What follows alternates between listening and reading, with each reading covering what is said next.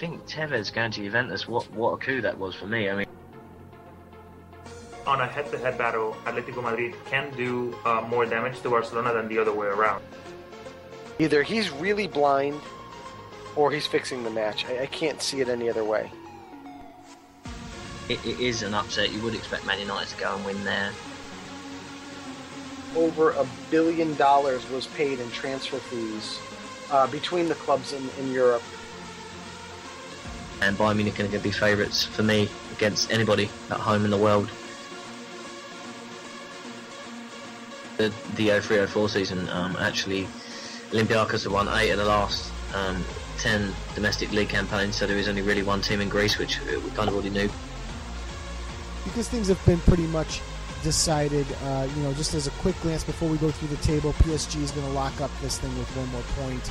Monaco's solidly in second place. Lille is going to be in that Champions League qualifier position, 7 points ahead of Saint Etienne. If you're a serious talent, you're going back and you're playing for Santos. You're going back to play for, like in Argentina, for River Plate or Boca Juniors, or you're going to Europe.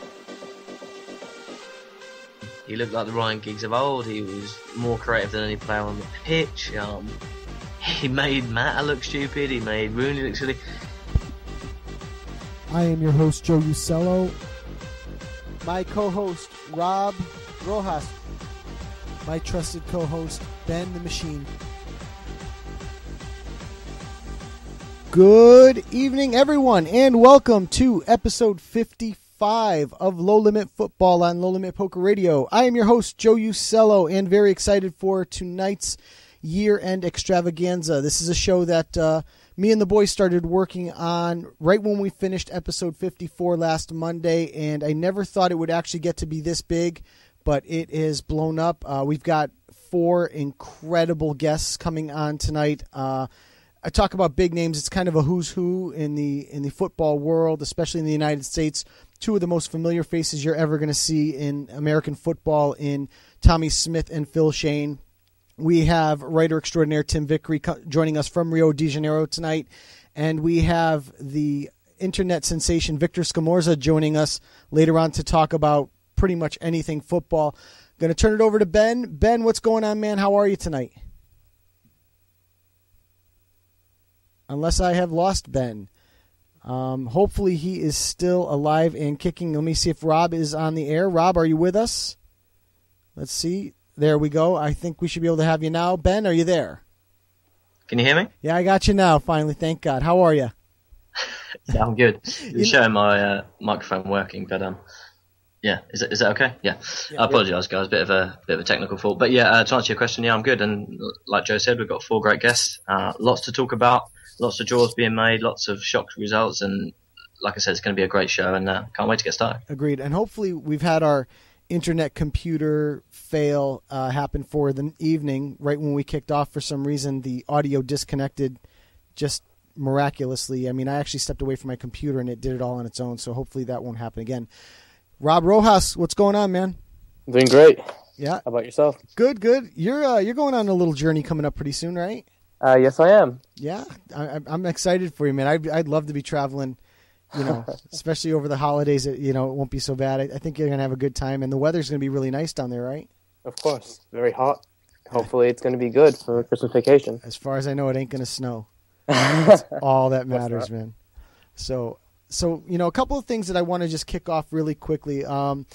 Before we get started, I know we should have Tommy Smyth joining us in about 8 minutes or so. He should be calling in to us. The first thing I want to put on there, which actually it wasn't on our program notes tonight, is I don't know if you guys saw American international DeMarcus Beasley announced his retirement from international football today. Certainly somebody that all Americans know and love. And somebody that has kind of touched the hearts. This is a guy that played midfielder for the beginning of his career, and then modified himself or changed himself to play wing back, and just kind of reinvented himself. And by doing that, earned himself another call up with the United States men's national team. I believe he's the only American to ever play in 4 different World Cups. He retired with Houston, or at least he's still playing at the Houston Dynamo. He did go over to Puebla and play there for a little while. I believe he's done some time in Europe as well. So congratulations on a fantastic career for DeMarcus Beasley. Rob, what are your thoughts on DeMarcus? No, obviously, a lot of Americans know about DeMarcus Beasley, having played in 4 World Cups, have been a vital part of the United States national team for many, many years. Mm-hmm. So it's of great sadness to see him retired of international football. But he's had a great career, 4 World Cups. I can't argue how big of a impact he's made on the national team. Agreed. And Ben, I don't know if you've had the chance to ever see DeMarcus play or not. Are you familiar with who we're chatting about? I know a little bit about him, but I must admit not too much. But yeah, I mean, anyone that's been to 4 World Cups has done the country proud, and I'm sure they're sad to see him go. But hopefully, someone can fill the spot for him, and they can continue their progression. Absolutely. So the other thing we want to mention, Rob, that you put in the chat there was the FIFA Club World Cup going on right now. Tell us a little bit about it.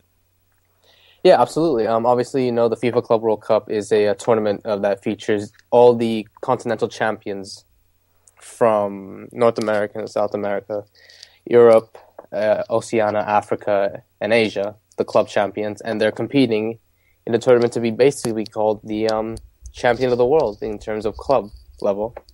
Yeah, and I believe Cruz Azul won their match yesterday, and they're facing Real Madrid next. Is that correct? Yes, they are. Cruz Azul will face Real Madrid tomorrow, while San Lorenzo, the Copa Libertadores champions, will play Auckland City, the champions of, I believe it's...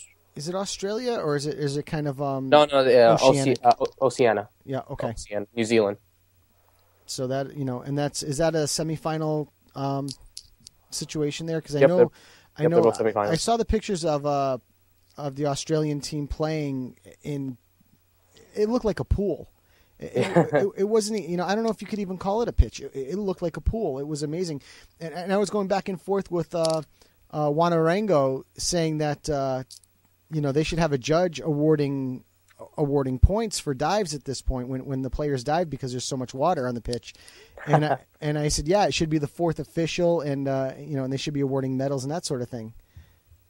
So, it's fantastic. It was just amazing to see that they would play in that kind of water. So, hopefully the conditions end up a little better for the last few matches. I'm sure Real Madrid's not going to want to throw Cristiano Ronaldo out there, in a big puddle of water to play this match against Cruz Azul. It's just crazy. So, well, it's in a different stadium now, so it's not going to be at the stadium that they played yesterday. It's been moved. Oh, okay. Due to the pitch conditions, actually. Because of that, they originally were supposed to put that stadium for the semifinal, but they moved it to a bigger stadium that is going to host the final. Okay. So this is always the sorry, Jack. This is always the problem. Or I don't know if you want to say it's a problem with the FIFA World Club Cup, but I mean, I think it has the potential to be such a massive trophy, to be the best team in the world. But I just think it's never quite been given that accolade, and it's kind of a shame. It's understandable. It's mixed with the domestic leagues, but how great would it be if it had the same stature and prestige as the Champions League, and if you were the best team in the world? But I don't see that happening very soon, but like I said, it is a bit of a shame. True. Of course. Again, when are those matches being played, Rob? Tomorrow is Cruz Azul Real Madrid and San Lorenzo versus Auckland City on Wednesday. Okay. Let's see. Anything else we want to hit up just before Tommy joins us? I got nothing. What do you have, Ben? No, not really. We're going to go straight to Tommy. I mean, I guess we can run quickly over the draw if you want to do just the draw before we came on. Yeah, let's do that. So obviously we had the draw for the round of 16 for the Champions League today, and we had the draw for the round of 32 for the Europa League. I can run down the matches really quick, guys, if you want. Obviously the first team being mentioned in these pairings is going to be the runners up in each particular group, and the second team would be the winner of that said group. So first matchup, which has got to be, and again, we're not going to have any boring matchups here, I don't think, not the round of 16. PSG Chelsea first. We have Man City Barcelona, as predicted, by the way, by SirBob. I should tell you guys. He did say to me that in a text or in a message on Twitter that he was pretty much sure that they were going to get Barcelona. So So we have Man City, Barca, Leverkusen, Atletico Madrid, Juventus, Dortmund, Schalke, Real Madrid, Shakhtar Donetsk, Bayern Munich, Arsenal, Monaco, and Basel, Porto.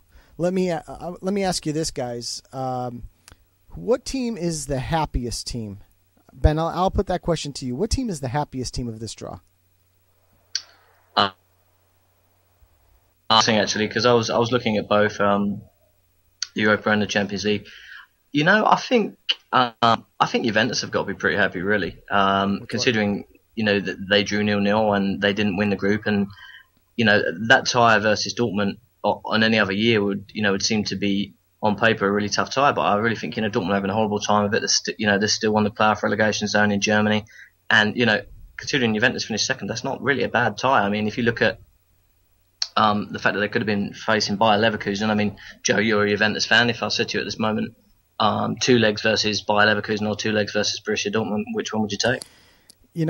Personally, I think I would take the Leverkusen one. And the only reason I say that is because for me, Dortmund is that scary team. Okay, it's the kind of team that is constructed to win this tournament. I mean, it truly is. It's a fantastic side. We can't explain the struggles that they're going through right now in Germany, why they're doing so bad. But let's actually put the conversation on hold, because joining us now on Low Limit Football is Tommy Smyth. Tommy, how are you tonight? I'm sorry, Tommy. Could you say that again? Good. I think I've got you there. I'm just trying to. It's sort of breaking up on us a little bit. If you wouldn't mind reconnecting with us, we'd really appreciate it.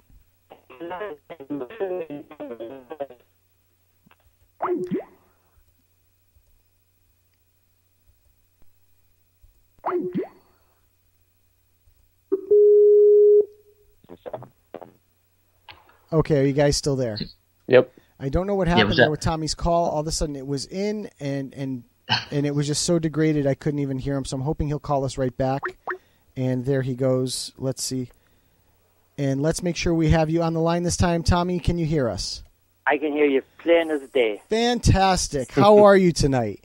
I'm fine, thank you. Great. No problem.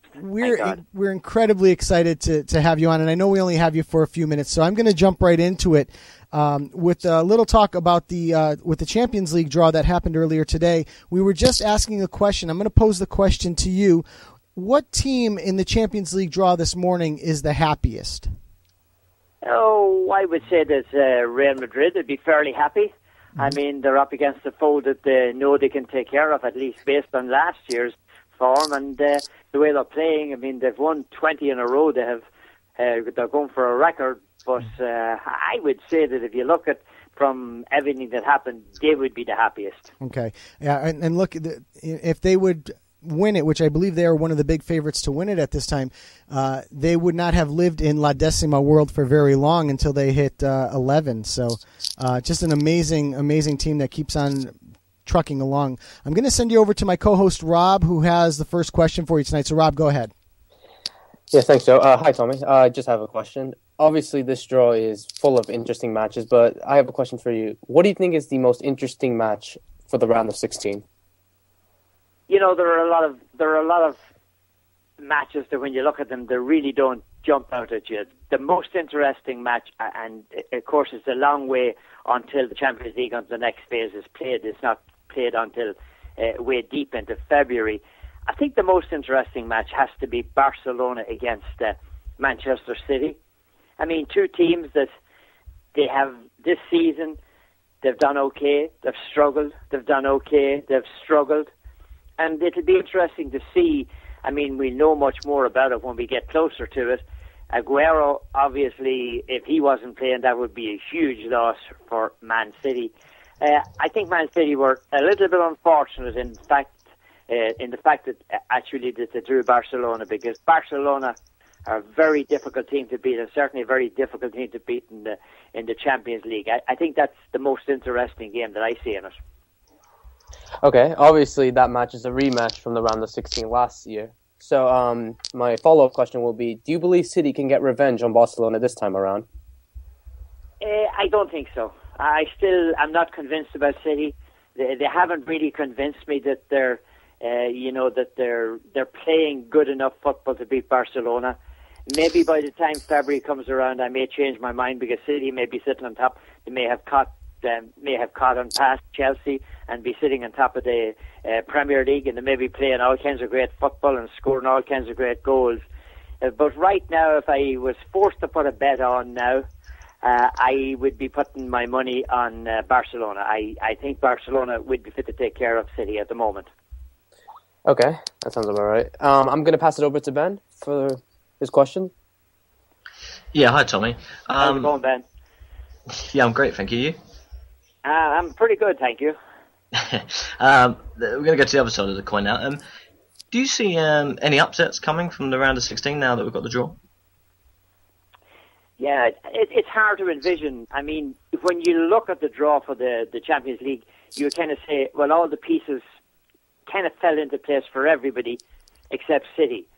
I mean, Barcelona will feel good enough about beating City. I don't think Barcelona would have felt too happy about beating Juventus. Juventus are one of these teams you just don't know what they're going to do. I mean, they're going to meet Borussia Dortmund. And again, come February time, Borussia Dortmund may be in an awful lot better shape than they're in right now because whilst they played very well in the Champions League, I mean, they're sitting in the position of a relegation playoff in the Bundesliga. And this is a team that, everybody talks about the great coach to have and the fantastic job that they have done. I think if they don't improve, that is going to be an easy day's outing for Juventus. And when you look at them, there's one, you say to yourself, okay, well, Platini is getting his way because either Porto or Basel are going to go through. And, I mean, I know Porto are playing very well. They've been very impressive in Portugal, the way they're playing. And, of course, Basel, what can I say about Basel? They knocked Liverpool out. I shouldn't look at them and say that they're a smaller club, but the fact is when you look at the previous winners that are in there and you look at the power and you look at the money, they are a smaller club. So one of those two is going to go through, and that will be intriguing. Thank you, Tommy. I'm going to hand you back over to Rob. I believe he's got a question for you. Yes, hi. I do have this. My second question: which of the following do you believe is more true? Do you believe this draw is more easier for Arsenal or more harder for Chelsea having to face PSG? I would say that it's easier for Arsenal. I think Arsenal will make out better. PSG, whilst you can say what you want about the French league, and people do say a lot about it, not the strongest in the world as far as I'm concerned, but they have a few good players who are capable of scoring goals. And if they're all on tune when the Champions League comes around again, the one thing about the Champions League is that when you get to this stage, there is a couple of opportunities during every game. The key and the difference in every game is who can take those couple of opportunities you get. Certainly when you go out against PSG, watch Chelsea all season, brilliant team, playing really well, but, and it is a big but, you will get a couple of opportunities every day that you play Chelsea to score. And if you score those goals, it doesn't matter what Chelsea are doing. If you can get in front in Champions League play, that can be very, very important. So I would say that Chelsea, Jose will treat this one with kid gloves. He'll be very, very careful about how he approaches PSG in this one. Okay, thank you. I'm going to hand it over to Ben again for a second question. Yeah, Tommy, I'm gonna put you on the spot now. I've got the draw. I know obviously it's early. It's only round of 16, but if you had to pick a favourite right now, Tommy, who would you pick? Who's the team? Oh, I'm not going on the fence anywhere. I'm on record already. I've said it back on September when the original draw was made. I think for the first time ever, we're going to have a team that is going to repeat in the Champions League. No team has ever won the Champions League 2 years running, and I think that Real Madrid, it'll take a very special team, and I know people are telling me Bayern Munich are a special team, and yes, they are a special team, but I still think that if Real Madrid play up to their potential and everybody is healthy, Bale and Benzema and Ronaldo and company are healthy, I think the Real Madrid can, win this a second time around. They're big favourites, and the big favourites in my book too. I have them bet since last September. Okay, well, you heard it here first. I'll hand you over to Joe. Okay, thanks, Ben. Tommy, I'm going to ask you a question quickly. I'm a Juventino. I'm a big Juventus fan, and they drew Borussia Dortmund. And right before you came on the air, we were talking about if Juventus would be happier with drawing Dortmund or drawing somebody like Leverkusen out of Germany.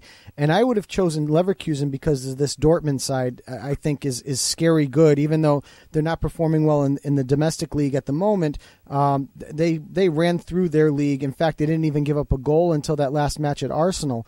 So I'd like your opinion on what Juventus can do against Dortmund as the lone Italian side left in the competition, and moving forward, what do you think they can do?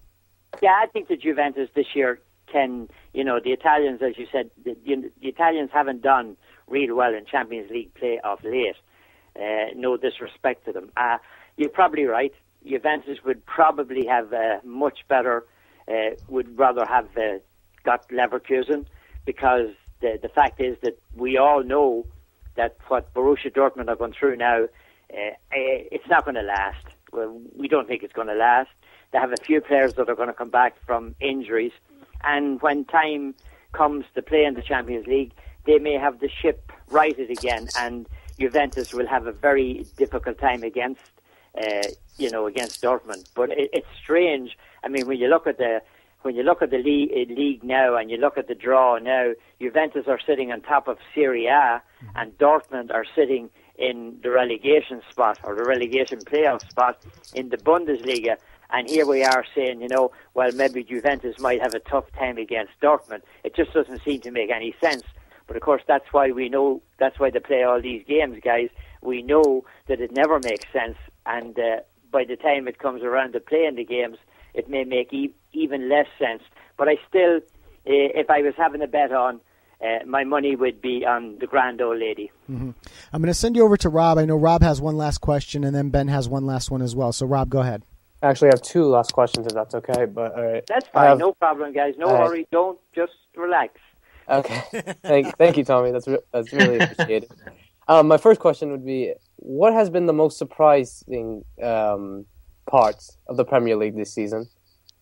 The most surprising part of the Premier League this year was actually the start, I think, that Southampton got off to. That was, to me, that was the most surprising start, or the most surprising part. And I figured that at some point, in fact, I said it on ESPN FC 3 weeks ago, I think it was 3 weeks ago, that was a very important weekend for Southampton, because generally what happens, you see teams that hang around the top, and all of a sudden, once the wheels fall off the wagon starts slipping downhill very, very quickly, and that's what's happening to Southampton. That's one of the most surprising things to me. I must say the up and down form of Arsenal has been a surprise to me too, and the biggest disappointment of all, and I know, they lost Suarez, and I know there's a million excuses, but Liverpool have been simply dreadful. I mean, you can't describe it any other way, and I know the Liverpool fans are going to get at me now, and if you do want to contact me on Twitter, Tommy Smyth, ESPN, and it's Smith with a Y. But Liverpool have to be the failure of the Premier League so far this year. Will Southampton still make Europe? I have a feeling that they're going to keep slipping. I don't think that they will. I doubt that they're going to make, especially now that United have kind of woken up, and United are going to start keeping the pressure in the top six. It's six that goes to Europe. So it will be difficult for Southampton to make it. Okay, and my last question before I pass it over to Ben: who wins the Ballon d'Or and why? I don't see anybody else winning it, only Cristiano Ronaldo. At the moment, he's the best player in the world, in my opinion, and that's a humble opinion as it is. He does everything right. Even his hair is right. That's coming from a guy with no hair, so I'm very jealous of that. That makes two of us, Tommy. He does everything right. He can play the ball in the air. He can play the ball on the ground. He can take set pieces. He can be a provider. He can be a pain in the neck. He can be a pain in the rear, whatever you want to call it. But to me, he's the best player in the world. And I know, yes, I know a lot of people are making a lot of noise that Neuer should win it because Germany won the World Cup. But the Ballon d'Or, to me, is an individual award. And while Neuer was very good in the World Cup, it was Germany that won the World Cup. So to give an individual the Ballon d'Or because his country won the World Cup, I don't think it would be the right move.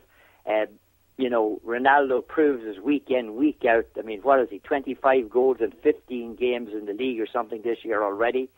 I mean, if that's not being the best player in the world, and I'm not taking anything away from Messi. Let me tell you, I think that Messi is unbelievable as well. But right now, if I was voting for the Ballon d'Or, CR7 would get my vote. Okay. Yeah, I'm sure a lot of people around the world could agree with you as well. I'm going to pass it over to Ben for any remaining questions. Yeah, hi Tommy. Just one last question for me. It's is kind of back to the Champions League, but it's something we spoke about a few times on the show, and just wanted to get your opinion on it. Obviously, you mentioned earlier that you thought the French league wasn't the strongest in the world, and we've had this same discussion about the German league, how we thought it was very top heavy with Bayern Munich, and then there's not much around it. And we often talk about the fact that there's 4 Champions League places in an 18-team league, where the top is, I don't want to say weak, but possibly not strong enough to be, represented in this Champions League. Do you feel that the German league should only have 3 places? And if you do, where would you put the other place? Yeah, I wouldn't be too quick to jump to judgment on that. I wouldn't be too quick to jump taking away a place from Germany. I mean, their record has been fairly good in Champions League, and I know that it is top heavy. I mean, a lot of people will tell you, well, look at England too. I mean, their teams have gone out fairly easy in recent times. I would say the balance of the Champions League as it stands now, it's suiting me fine. I mean, I'm a traditionalist. I didn't want any of them teams in there. I wanted one team in there, the champion, and let the pieces fall where they may. I was not in favour of the Champions League going to the way it went at all. I must say, in spite of that, that it has turned out to be a very good competition. I think the balance of it is reasonably good, and unless I would see things over another couple of years changing, I wouldn't change it as it is now. And I'm not sitting on the fence because, you know me, I never sit on the fence because I'm always afraid of splinters. But I would leave it the way it is. I think it's provided good entertainment, and maybe, in the later stages. But when you look at the last match day, the last group match day last week, I mean, there was still a lot of games up for grabs. There was still a lot of spots up. And as long as that continues, if it gets to the point of where, 3 games in or something, the 2 teams have decided that it's going to go on to the knockout stages, then maybe they have to take a turn at it or to change it. But I'm not a believer in changing just for the sake of change. And I fully appreciate the argument of the Bundesliga, because I do have it many times myself about, you always get that question, well, what's the best league in Europe? I don't think there is an answer. I think it's like asking somebody, do you prefer apples or do you prefer oranges? I mean, you play who you play. You play against the teams that you play against, and you come to the level that you get to. Whether you can compare it, or even by saying, are you saying now that, because these teams have gotten to the next round of the Champions League, that, it's a great league? What, England has 3 teams in it, and you're saying, is it a great league? Or even if they get to the final, does that define what the league is? I don't believe in that. I think that the league itself is it's built into the league, how good it is. I happen to think that the Premier League is very exciting stuff. I think Serie A has gone off just a little bit. It's not as good as it used to be. I really used to enjoy Serie A. The Bundesliga, it's a little bit top-heavy. So is the Spanish League. It's a little bit top-heavy. So you can basically, the one league in the world where you can go out on a Saturday and you can really throw the names in the hat. I'm trying to get it into context here, that when Barcelona is playing, Real Madrid is playing, it takes a very brave man to pick against them. But you can't go to England and say, okay, when City are playing or when Chelsea are playing, there's no chance that they're going to be beaten, because there is, where with Barcelona and with Real Madrid, the chances that they're going to be beaten is much less, in my opinion. And I suppose you can do the same in Germany. You can say, well, Bayern Munich are going to win. We used to say Borussia Dortmund are going to win. So in that respect, I would say the German league is, yes, a little bit weaker than the rest. Yeah, thank you. Obviously, it's just that kind of the balance that obviously teams from each country, but obviously we want the strongest Champions League. But just to second what you said, I'm a bit old-fashioned as well. I truly do believe that it should just be the winners, and that's why it's the Champions League. But anyway, we digress. I'll pass you over to Joe. I think he's got a couple of questions to finish. I do. Okay. Tommy, I have a question. We have an interactive chat room with our show, and the question comes from Matt Aldridge. He wants to know who you think will win the Premier League this year. I think Chelsea will win the Premier League. I think they're much the best. I'm not convinced about City, and strangely enough, one of the dark horses in the Premier League this year, I think it's going to turn out to be United. I think United have turned it around, and now I was very critical of United early going. I was very critical of Louis van Gaal and the way things were going. They're still not a good team. If he makes a few purchases at Christmas or the Christmas window, I think he could end up causing a few problems before the year is over. And we all know how traditionally in the second half of the season, once Christmas hits, Manchester United generally start playing better. But I feel it's Chelsea's league to lose. I just can't see them losing it. Well, Matt is a Chelsea supporter, and he's very happy right now that you picked them to win. So my last question for the night, Tommy, I want to actually go back to the Ballon d'Or discussion with the fact that we don't believe Manuel Neuer should win the Ballon d'Or because Germany won the World Cup, and right now, you said you feel like the best player in the world is Cristiano Ronaldo, and I agree with you completely. My question is more of a hypothetical one. If Lionel Messi won the World Cup this year, do you think we would be picking Lionel Messi instead? Well, I think it would have depended how the last couple of games went in the World Cup. If Messi would have to have made a much bigger impression towards the end of the World Cup than he did. Early on, he made a great impression for Argentina. And had Messi continued to excel for Argentina and Argentina wins the World Cup, I think public sentiment would vote that Messi would be the winner of the Ballon d'Or. Okay. Is he as good as Maradona? I don't think there's ever anybody as good as Maradona. Messi is a fantastic player. I think it's a kind of unfair to compare them, because the conditions nowadays for football, and any of us who are old timers, and you know about the conditions that Maradona played on. Nowadays there's so many different things. The fields are so much better. The ball is so much better, and the big thing for me is that nowadays, the men with the names and the men with the reputations get much more protection from the referee than they did in the older days. There's not as much hacking. I mean, if Marco van Basten was playing today, to give you an example, I think he probably would have played an extra 10 years compared to what he did, because his ankles had been hacked that much. So I think it's unfair. What I do say about the whole thing, my philosophy is just be thankful we've lived in a time where some of us saw Maradona play, but be grateful that we're living in a time where every weekend we can see Messi and we can see Ronaldo, and we can say to ourselves, hey, we saw two of the best players that ever played the game. Some of us can say we saw Pele playing, but there certainly wasn't the kind of publicity, or there wasn't the kind of profile, and you didn't see the games that Pele played in to know how great he was, except when it came to the World Cup. So I think we're a little bit spoiled in the sense that we have so many great players. And, it's a great question. When Messi and Ronaldo move on, who are the men that are going to replace them? who is the next Messi and who is going to be the next Ronaldo? Now, there's a question to ponder, fight. I agree. Tommy Smyth from ESPN, thank you so much for joining us tonight. We really, really appreciate it and enjoyed it. And come back to us very, very soon. We really hope you can come back soon.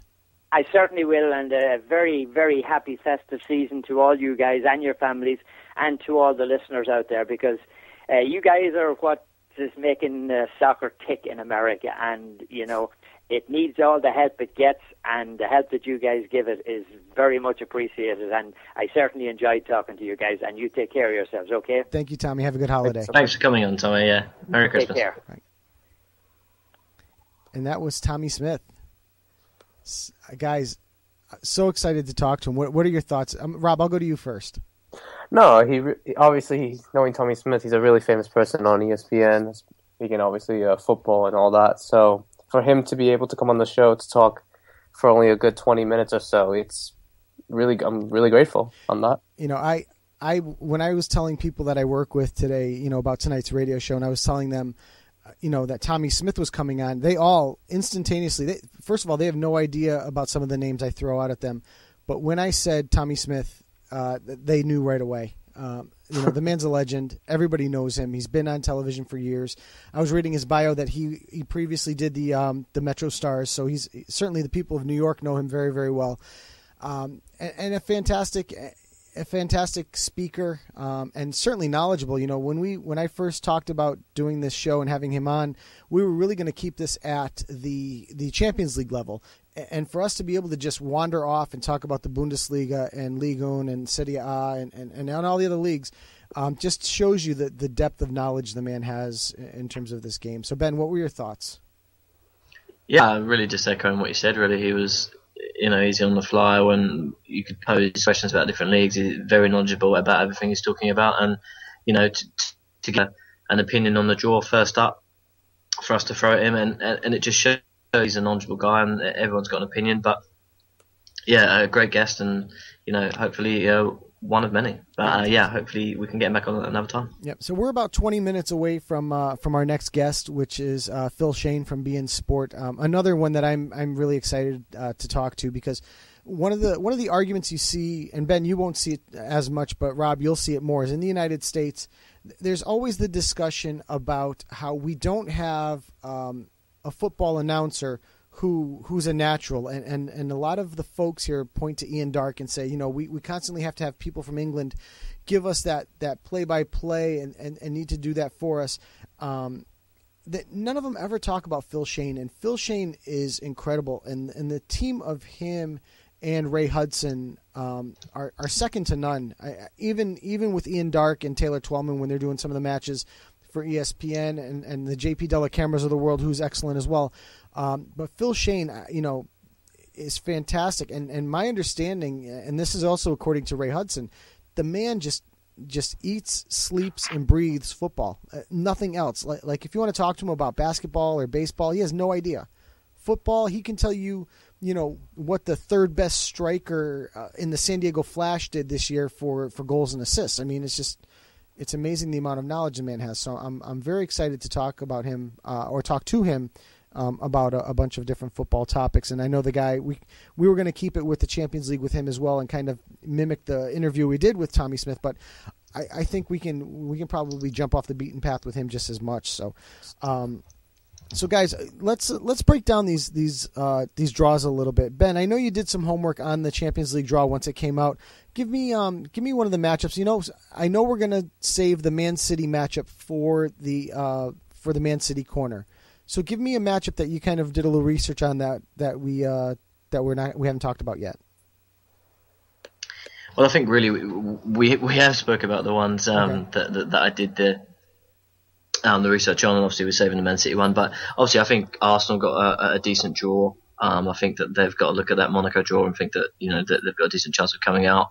And, you know, so finishing behind Dortmund has helped them. And like I said, I know you disagree, Joe, but unless Dortmund have a big turnaround, which is, you know, it's not impossible. And, you know, on paper that they seem to have a good team, but they just don't seem to be gelling. I think that at the back they don't look very strong, and I just think Juventus are a really strong team, and I just think that they're going to really struggle at the back if they don't get it together before then. So for me, it was a good draw for Juventus. But But one thing leading up to the draw, maybe a team that I know you guys both thought would be in the draw, but I disagreed, saying that I didn't think they had enough to do it, was Liverpool. And, I did just want to touch quickly on Liverpool in the Champions League. I know it's something that obviously they're out and we shouldn't. But anyway, I actually did say 1-1. I know I had a little joke with Rob earlier on in the week. But in this game, no disrespect to Ricky Lambert. I mean, he is a decent striker. But having Ricky Lambert up top on his own for your sole Champions League hopes, I know Danny Sturridge is injured, and that's horrible for Liverpool. But throwing it to you guys, do Liverpool need a striker? I mean, do you think it's a bit dire just having Lambert up on his own to save your Champions League? Yeah, this is the thing. I don't know that it's a striker issue so much with Liverpool. My thing with Liverpool, and maybe I'm a Balotelli apologist, and if I am, so what? But my point with Liverpool is they signed Balotelli, and they signed Ricky Lambert, and they expected Luis Suarez. Okay? There's only one Luis Suarez, whether he bites you in the arm or not. There's only one Luis Suarez, and the man is a world-class striker. There's no argument about that. And he's just not going to be the guy you just replace. I mean, let's talk about replacing Cristiano Ronaldo. Who are you going to replace Cristiano Ronaldo with? It's virtually an impossibility. And I think the same thing can be said for Luis Suarez. It's an impossibility to just replace Suarez for one person, if you know what I mean. So I think a lot has been laid at the head of Ricky Lambert and Mario Balotelli in this particular go. I'm concerned more with Brendan Rodgers and what's going on with him there, because I think he's got to watch his back. I think you could see him, get let go before the end of the January transfer window. Rob, what are your thoughts on the whole situation there? I'm sorry, I wasn't able to repeat the question, please. Talking about Ricky Lambert and Mario Balotelli and Liverpool in general, and kind of what they're going through at the moment.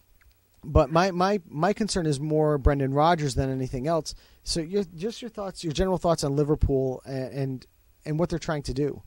Well, obviously it wasn't going to be an easy test to replace Luis Suarez once he left for Barcelona. And I guess this is the consequences that the club is suffering, out of the Champions League, not doing so well in the Premier League, and so on. So it's really hard, and you're putting Brendan Rodgers into the hot seat right now if more consecutive losses are happening in the Premier League.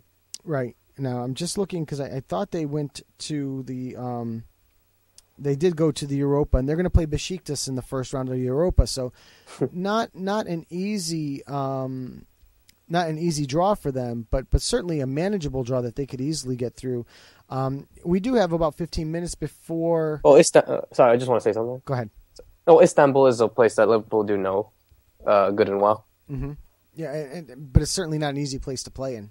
Oh, of course not. With Galatasaray, they learned that pretty quickly. Juventus learned that pretty quickly last year with Galatasaray. So it's going to Turkey and playing is just no walk in the park. So Ben, you know what? Let's do what you said, Ben. 'Cause like I said, we've got about 15 minutes before Phil Schoen calls in. Let's go through these round of 16 matches and just kind of pick winners of the matches. Ben, I'll go to you first, and I'll start with Paris Saint-Germain, Chelsea. Give me a winner there and why.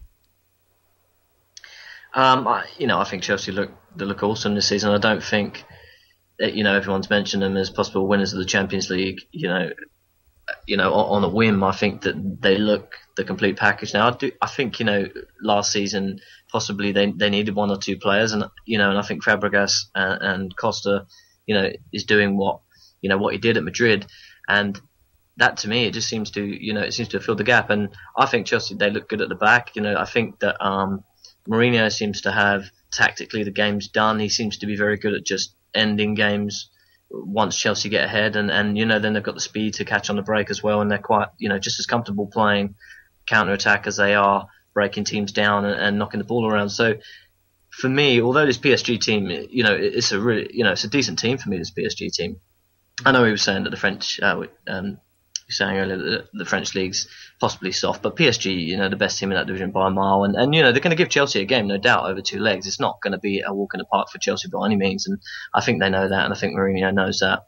But I'd say, over two legs, I think, it's only probably going to be a goal, but I do think Chelsea will have enough. I think they can get something at PSG. I think they'll get a draw going to France, and then I think they'll beat them by a goal at Stamford Bridge, and I think Chelsea are going to progress. Okay. Rob, what about you? What do you think? No, I think obviously we've learned from the quarterfinals last season when PSG took on Chelsea. It wasn't too easy, I guess, for Chelsea in the first leg. Obviously, lost 3-1 in Paris and ended up winning 2-0, but 3-3 on aggregate, courtesy of a Demba Ba last-minute goal. So I think now, given that Chelsea have more quality, especially up front with a striker like Diego Costa, Chelsea should get the advantage more than they were last season when they had Samuel Eto'o up front. So, no, I agree too. We're gonna have to see how this PSG side returns to form now that Ibra's over his injuries. I mean, they didn't look that great this weekend in their loss. I'm just looking to see it here. They lost to Guingamp this weekend 1-0. So their home form has actually been pretty good as of late, and it's unfortunate they ended up losing that match. Previously, they'd won 4 of their last 5 in their domestic league. And you can never tell, you can never count out guys like Zlatan Ibrahimovic, to carry a team. But at the same time, like you guys have also said, Diego Costa is really that touch of quality at the striker position that Chelsea didn't have last year when these teams met. And Chelsea was able to advance in that group as well. So I think that Chelsea's going to take this one as well. Also, when we had Ian Joy on the show, I did say that Chelsea would be the winner, even though I'm kind of regretting that with the way Real Madrid is playing lately. But I think I would side with Chelsea as well. Let's skip over quickly to the Leverkusen Atletico Madrid matchup. What are your thoughts there, Rob? I'll go to you first. What do you think there? No, I think this one is surely an interesting one. Obviously, Bayer Leverkusen have been doing quite well in their group with Monaco, St. Petersburg, and Benfica. Mm-hmm. So I think this is going to be a quite an interesting match. Obviously, you have Bayer Leverkusen. You have players like trying to remember the name, the Turkish midfielder. Anyone knows? Oh, that's going to kill me now. I have to look it up. So go on ahead. Keep on going. I'm sorry. Actually, I'll find it. Oh, yeah, here we go. Hakan Kanoglu or something. And Song Heng-min. And obviously you have Stefan Kivling. Yep. So that should be key factors. But also you're looking at Atletico Madrid, who have players like Diego Godin, Miranda, Mario Mandzukic, Anthony Griezmann, to name a few. So to be fair, if I had to choose someone to be more favorable, I think it's going to be Atletico Madrid due to the experience that they got last season, especially making it to the final last time. Right. So I think it's going to provide maybe more of a advantage, so to speak. Sure. Ben, what are your thoughts on the Atletico Leverkusen matchup? I agree with Rob. I think it's going to be a really tight game. This is going to be one of the harder ones to predict for me. I mean, although I would say Atletico Madrid, are slight favourites for me. Like I do think they will get the job done over 2 legs, but I think this is another game for me that even over 2 legs is going to be settled by a goal. Maybe we might even see extra time in this game, but I think Atletico Madrid, I just think they've got enough to get it done. Like Rob said, I think last year in the Champions League definitely bodes well for them going forward. I don't think the nerves are going to affect them quite as much, and I just think that. I think Koke, he's going to be the difference for me in this game. I still think he's playing awesome, and I think they're going to have a little too much by Leverkusen. Although this Leverkusen team, they're very strong. They don't seem to waver too much. They seem to always be amongst the Champions League places, in Germany, and it's going to be tight. It's going to be really, really tight. But I'm going to say Atletico Madrid just to edge it by a goal. I would agree with both of you guys.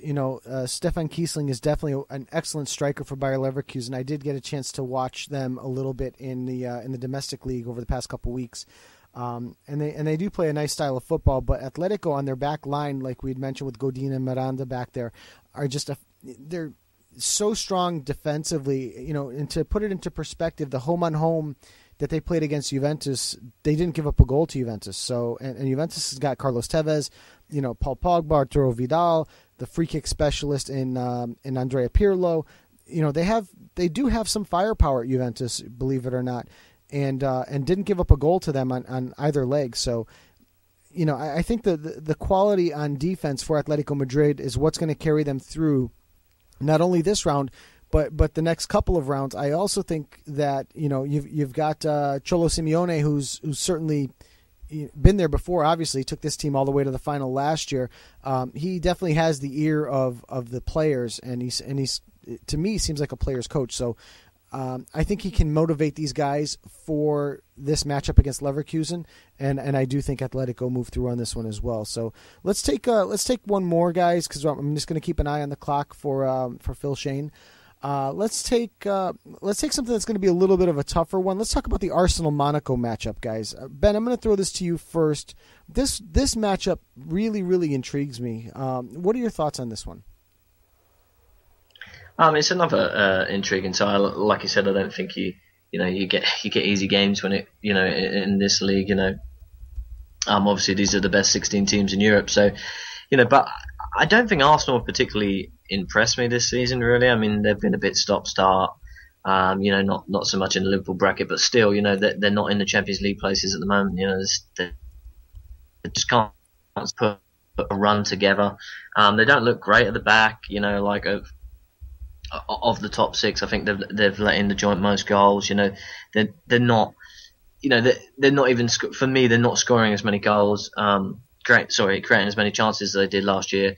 And I just think that those two things together, the fact that they're letting in a few more goals, they're not creating as many chances, it's just what's causing it to be up and down, and they're losing. Ben,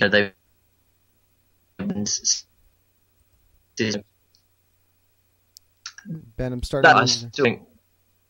Sorry, what was that? I was starting to lose you there a little bit. Is it okay? Is it clear? Yeah. Now it's good. Go ahead. Yeah. Okay. But that being said, I still think they're going to have too much from Monaco. I think this Monaco team, they've lost a few players. I don't think they're quite the force that they were before.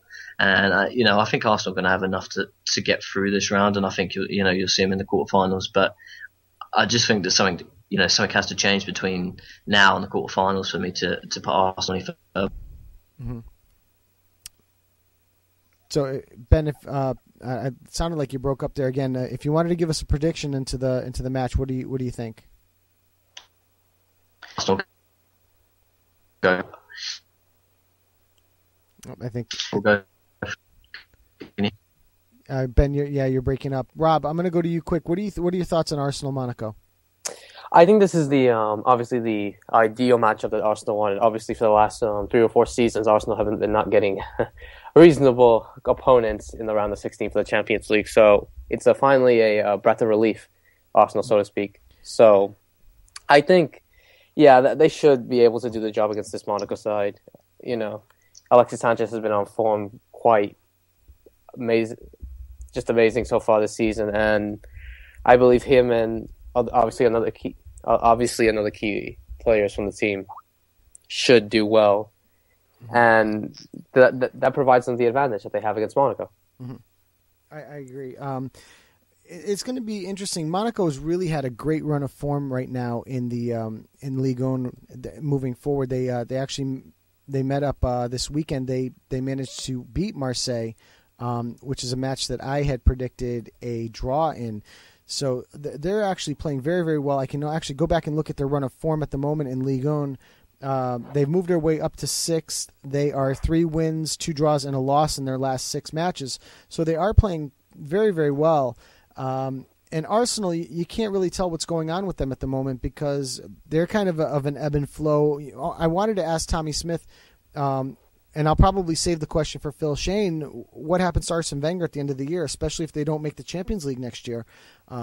Does he survive this? So, I think in this one, ultimately, I think Arsenal's going to win, over 2 legs against Monaco, but I think this could easily come down to one of those away goal tiebreaker situations. So, Ben, do I have you back? Hopefully I'm back clearer now. Yep, no, you sound good now. So if you wanted to finish up your thoughts on the Arsenal matchup, go ahead.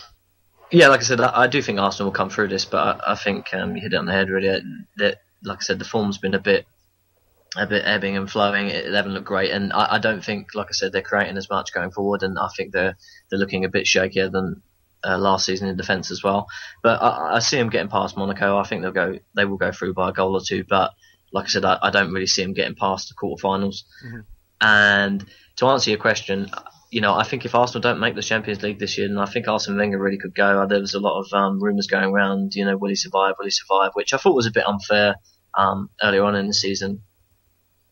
But I think if they don't make Champions League, I think that they maybe will. He maybe will get the boot, because I just think that this Arsenal team, they expect to be, that third place team. I think they want to be there, and they want to be on the verge of pushing Man City and Chelsea, and at the moment they're just miles away. I agree. Let's look at one more real quick before Phil joins us. Let's just see here. Let's talk about, I guess, real quickly, because I know we're probably not going to spend a ton of time on it, is Basel-Porto.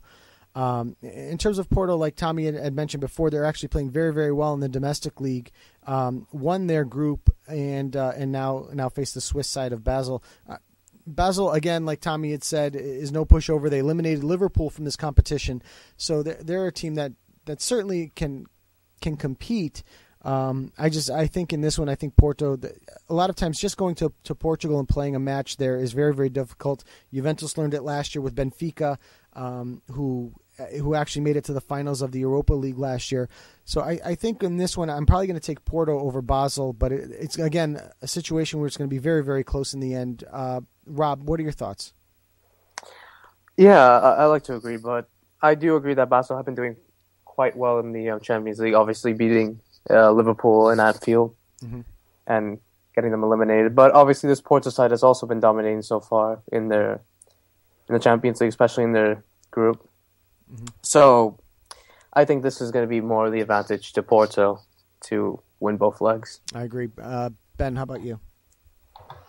Yeah, I think this is probably the closest tie of the round. I think, if you was going to bet on every match, this would be the last one for me. I think it's going to be close, but Porto are unbeaten in the group. I know, you could say maybe it possibly wasn't the hardest group, but still, you got to come through it. They didn't lose a game, then they let in 4 goals. So I would take Porto to beat Basel, but I don't think it's going to be a pretty game at all, even over 2 legs. But I think Porto will squeeze it. It might be a away goal or something like that. This one possibly could even go to extra time. Basel will not be a walkover, and this is definitely a coupon breaker. I think it's one to leave alone. But I think Porto will have enough. I think that the home advantage, like it's already been said, will be enough to get Porto through. I agree. So currently, right now, we've as a team decided that Chelsea was moving through, Atletico was moving through, Arsenal was moving through, and Porto was moving through. What's interesting about the selections so far is, if you guys remember last year, the top seeded teams in the round of 16, all 8 of them advanced, and none of the second place teams advanced out of the head to head in the round of 16.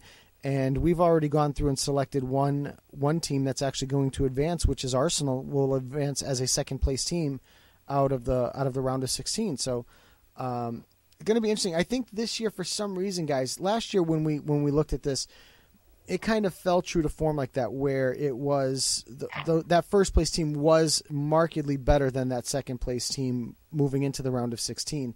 This year, it just seems a little different. So I'm just going to put you guys on hold now. And joining us now on Low Limit Football from BN Sports, Phil Schoen. Phil, it's Joe Usello. How are you tonight? I'm doing absolutely awesome. Okay, it's lovely to have this chilly weather in the 60s here in South Florida.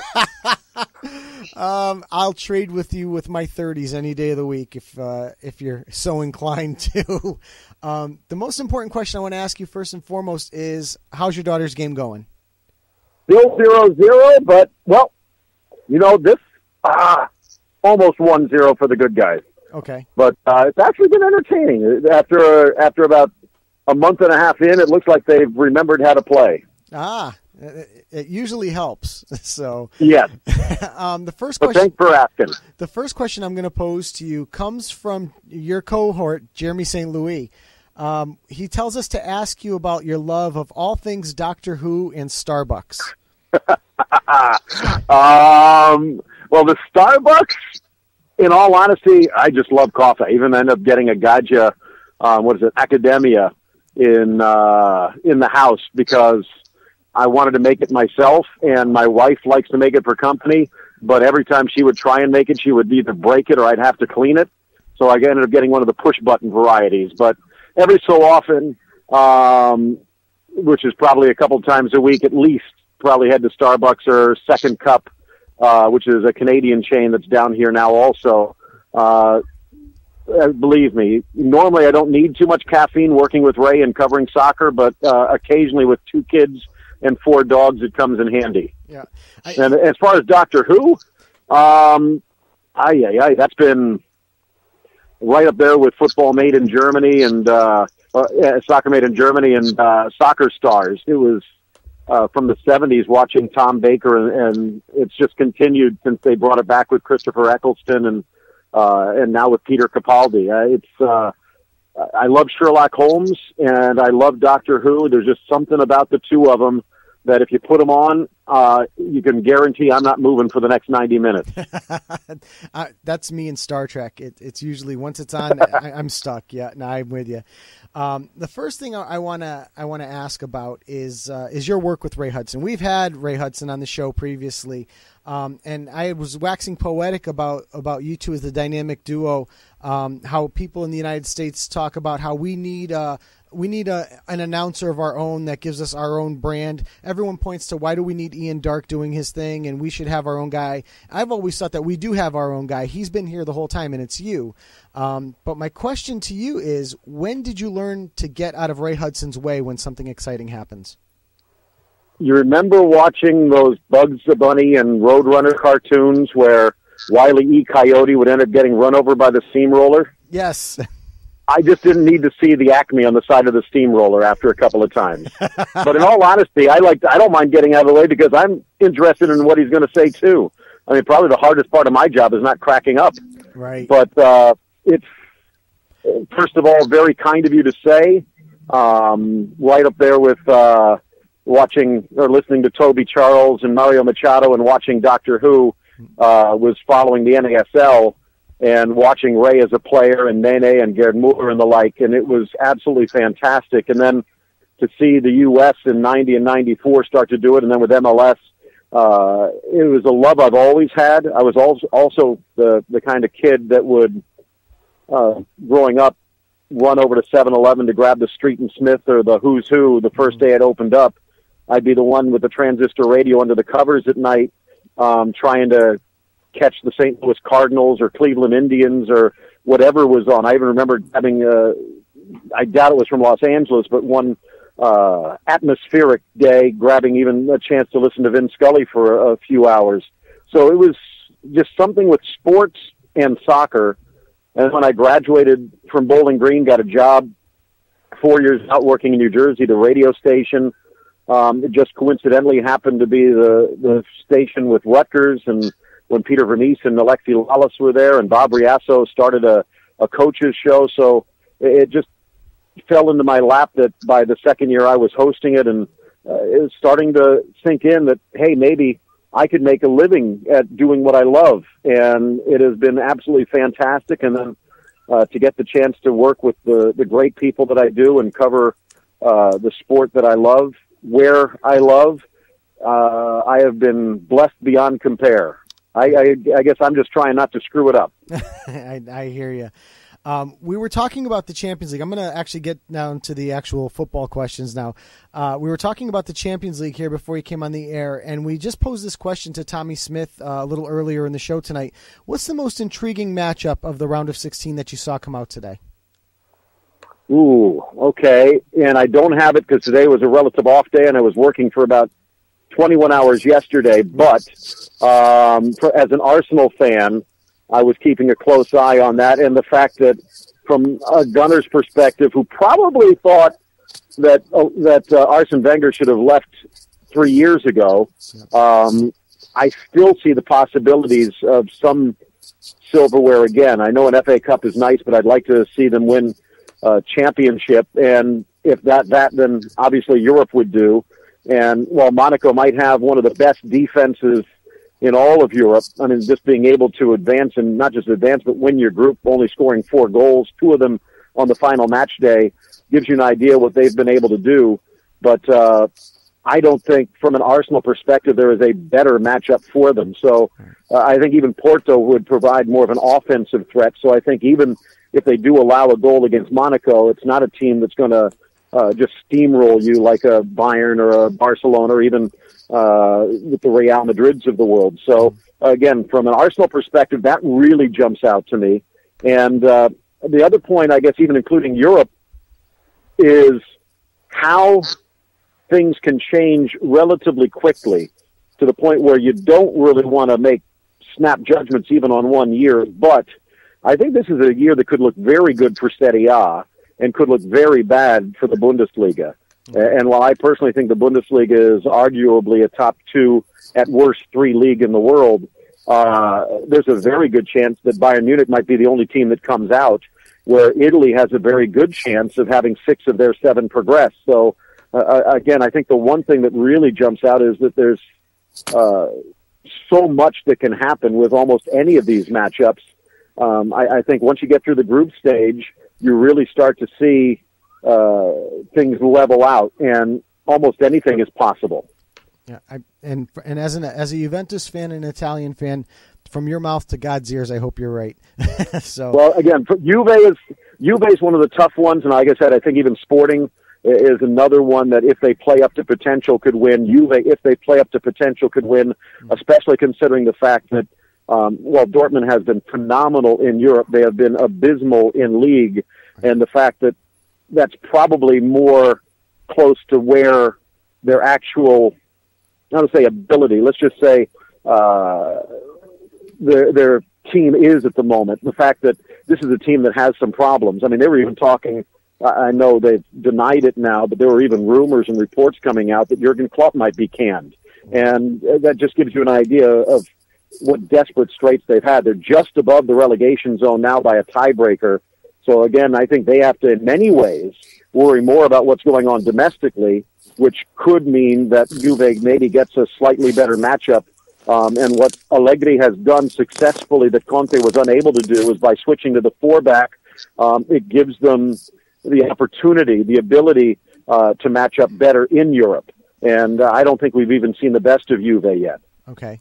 I'm going to throw you over. My co-hosts are chomping at the bit to get to ask some questions. So I'm going to send you over across the pond to Ben to ask his first question. So Ben, go ahead. Yeah, hi Phil. Nice to have you on the show. Just staying on the Champions League.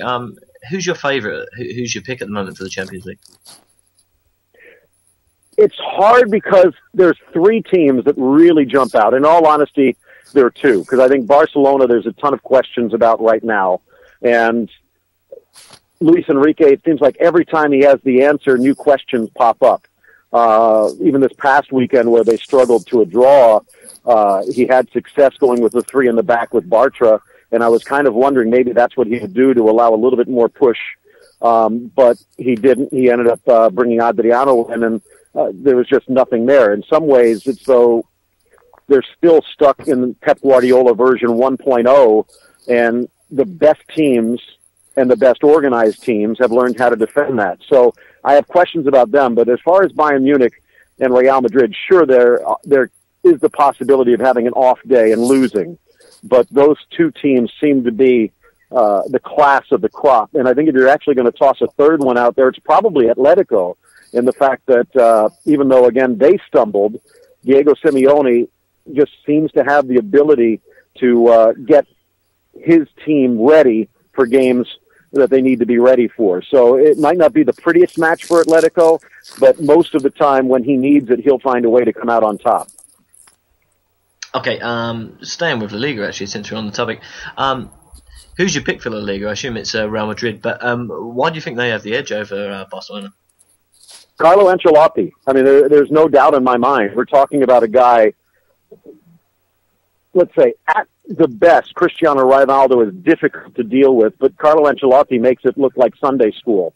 He's been able to deal with the front office, sending away huge key players, admitting the fact that there are adjustments that need to be made, but then making those adjustments. I mean, to the point of Toni Kroos probably playing an even more defensive role than he did back at Bayer Leverkusen, and playing it well to the point where they barely missed Xavi Alonso. If anything, they might even be a bit better, especially when Luka Modric is healthy. So I think the talent that they have, they've always had world-class talent.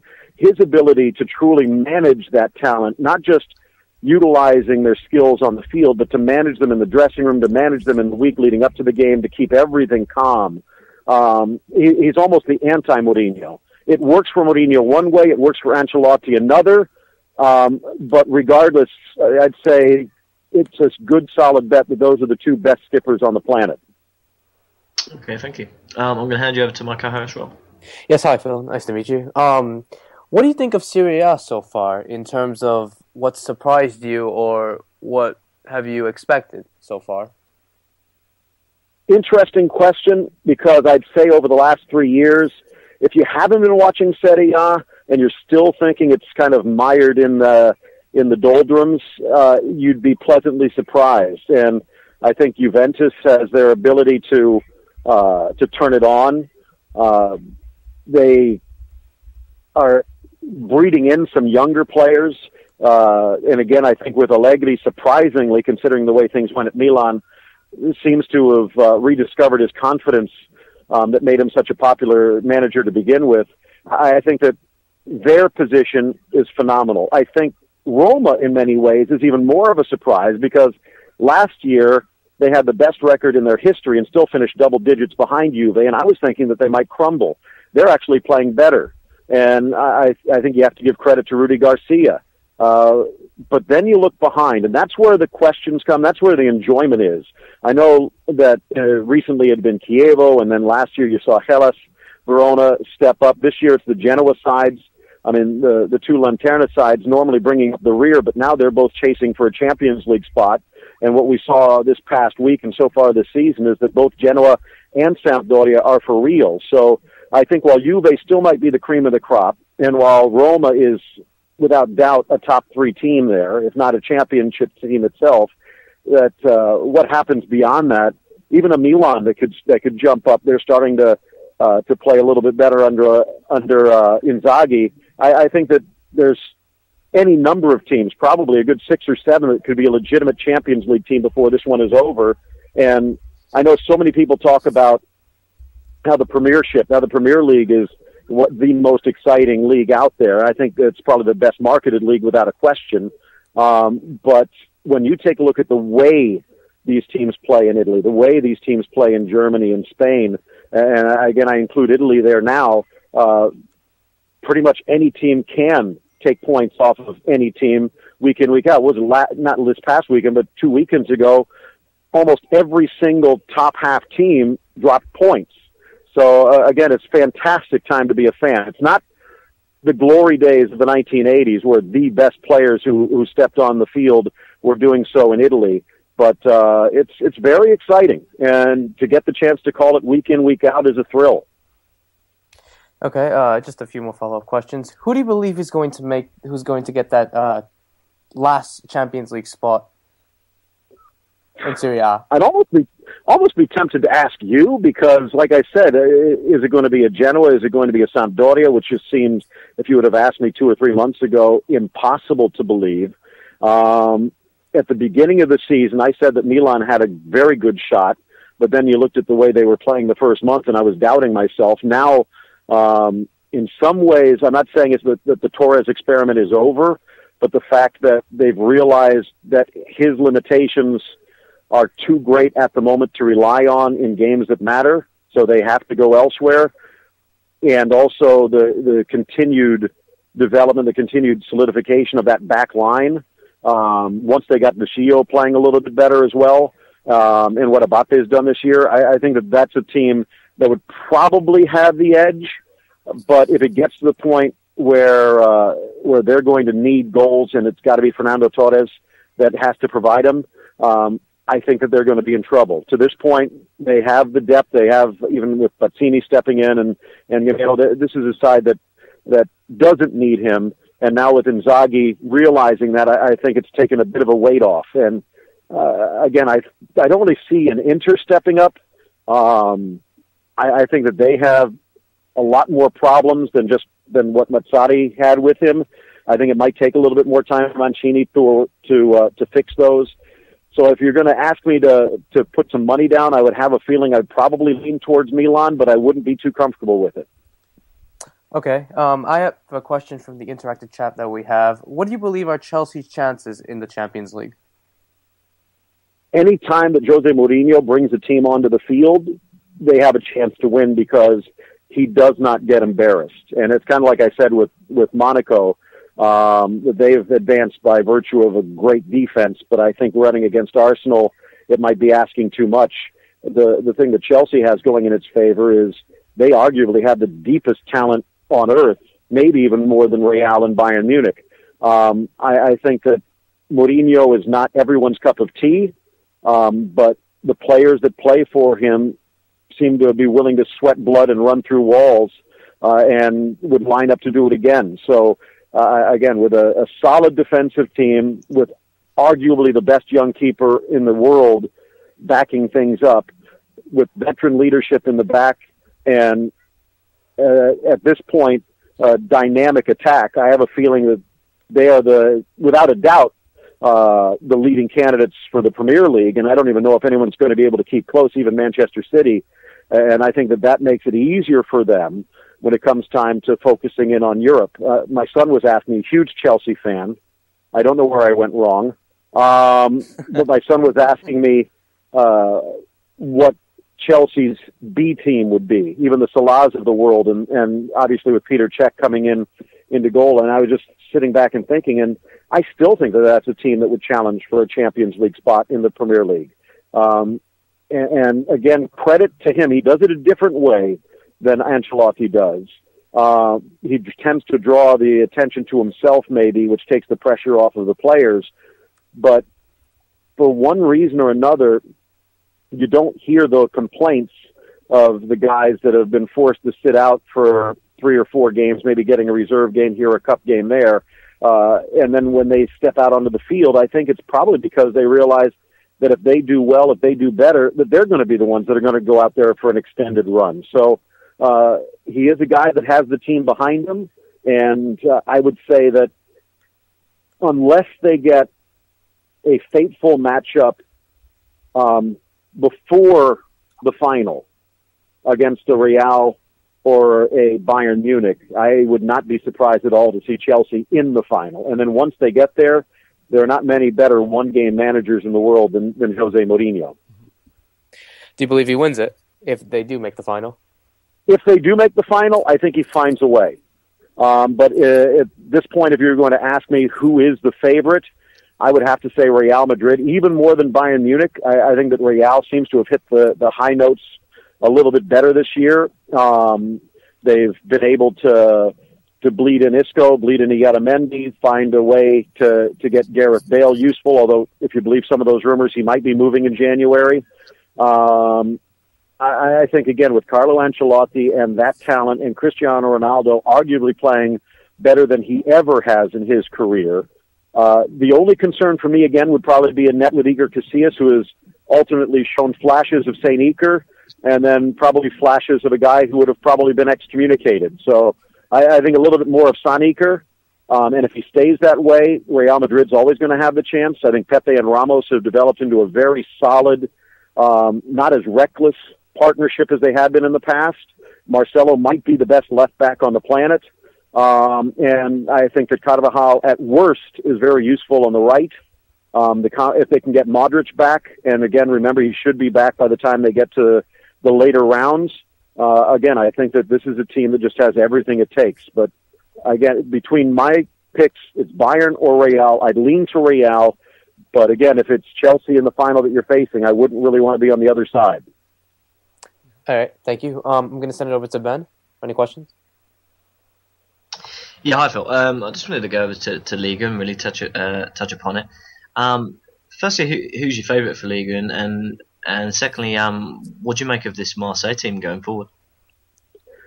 It is this might be, in my mind, if I was looking at this, trying to put my, I guess as the English might say, getting my anorak geek on. But when you just take a look at the teams that are in contention for the championship, and then the teams that are in contention for Europe, and you just kind of add those up. In my mind, it was about 14 I got to. Was about 3 or 4 challenging for the championship and 10 challenging for Europe. It is extremely intense and extremely competitive when everyone was saying that this was going to be a blowout and all that PSG had to do was worry about Europe. Obviously, I think we saw against Barcelona that Laurent Blanc still has some work to do there, although it was nice to see Ibrahimovic getting back onto the pitch in a big game. But to see them stumbling a bit and to see after a very slow start, I mean, admittedly only 2 to 3 games for Marseille, but what Bielsa has done is phenomenal. And it is, without a doubt, going to develop a flat tire, if not a blown engine. I mean, he does not take it easy on his players. But if it lasts a year, maybe a couple of years, if he doesn't fulfill his threat about leaving at the end of the season, he has been able to do more with less than probably any manager in the top 5 leagues in Europe right now. Not saying it's a bad team, but it's nowhere near the talent that PSG has, and arguably even the likes of Lyon. They stumbled a little bit this week, which again goes to show that the unexpected depth of Liga. And I think with Monaco not falling off the face of the earth with all of the changes that have been made, that they're still in contention, although what's about 7th right now. It's great to see Alejandro Bedoya playing at Nantes and doing so well. He had a goal a couple of games ago and assist this past game. It is worth the time and the effort if you have the chance to watch this, either through beIN Sports Connect or on beIN Sports. There's some really good football going on there. It might not be at that top level of like a Spain and England or a Germany, maybe not even in Italy tactically, but it is very entertaining, especially when you're taking a look at some of these top 5 or 6 teams. And at this particular point, to answer your question, I would not be surprised at all to see Marseille hold on. I think we'll really find out how committed they are when we come up to this transfer window. And again, you have to remember, it's not just go out who's the best player available, buy him, because remember, they actually have a pretty good defender from Brazil who Bielsa did not want, who he has refused to even suit up for games. So I think that at this point they'll actually pay attention to what Bielsa is asking for, and if he gets what he wants, he is a magician. He's done it before in Argentina. He's done it before with Chile. He had success at Athletic Bilbao before the engine blew up, and he's proving that he can do it again in very difficult situations. So PSG is the odds-on favorite, and I wouldn't be surprised if we win by 5 or 6 points, but I think what Marseille has proven is that they're a legitimate contender. Okay, thank you. I'm going to pass you back to Rob. Yes, hi. I'm just going to go back to Serie A for a few seconds. Who do you believe is the best player in Serie A so far? The best player? Yeah, who's been having the best season so far? Okay, let's put this through. Juventus wins as a team. Buffon has still been fantastic, as we saw this past week. But from a field player's perspective, I wouldn't really say anyone is there at this point. Some of them have been hampered by injuries. With Roma, as much as it hurts me to say for an Arsenal fan, but Gervinho, again, being phenomenal. He still doesn't make everything into gold, but he's doing a lot better under Rudy Garcia than he ever did at the Emirates. That's a really tough question because I don't know if anyone's really jumped out. Gamero, in my mind, maybe for Milan, giving them a legitimate threat. Phil, but I don't really see anyone. Can I jump in with a suggestion? Please. He might not be the best player, but I think he's the best player right now. What about Jeremy Menez over at AC Milan? No, Menez, actually, I kept saying Gamero. I get the two of them confused. But yeah, with Menez, that's the one I'm thinking about. Was it now 5 or 6 goals? Yeah, he's on fire. And in many ways not exploding when Torres was kind of forced into the situation and he had to take a back seat, if not a seat on the bench. But no, Jeremy Menez has been phenomenal. And I think even Honda in short bursts has been very, very good.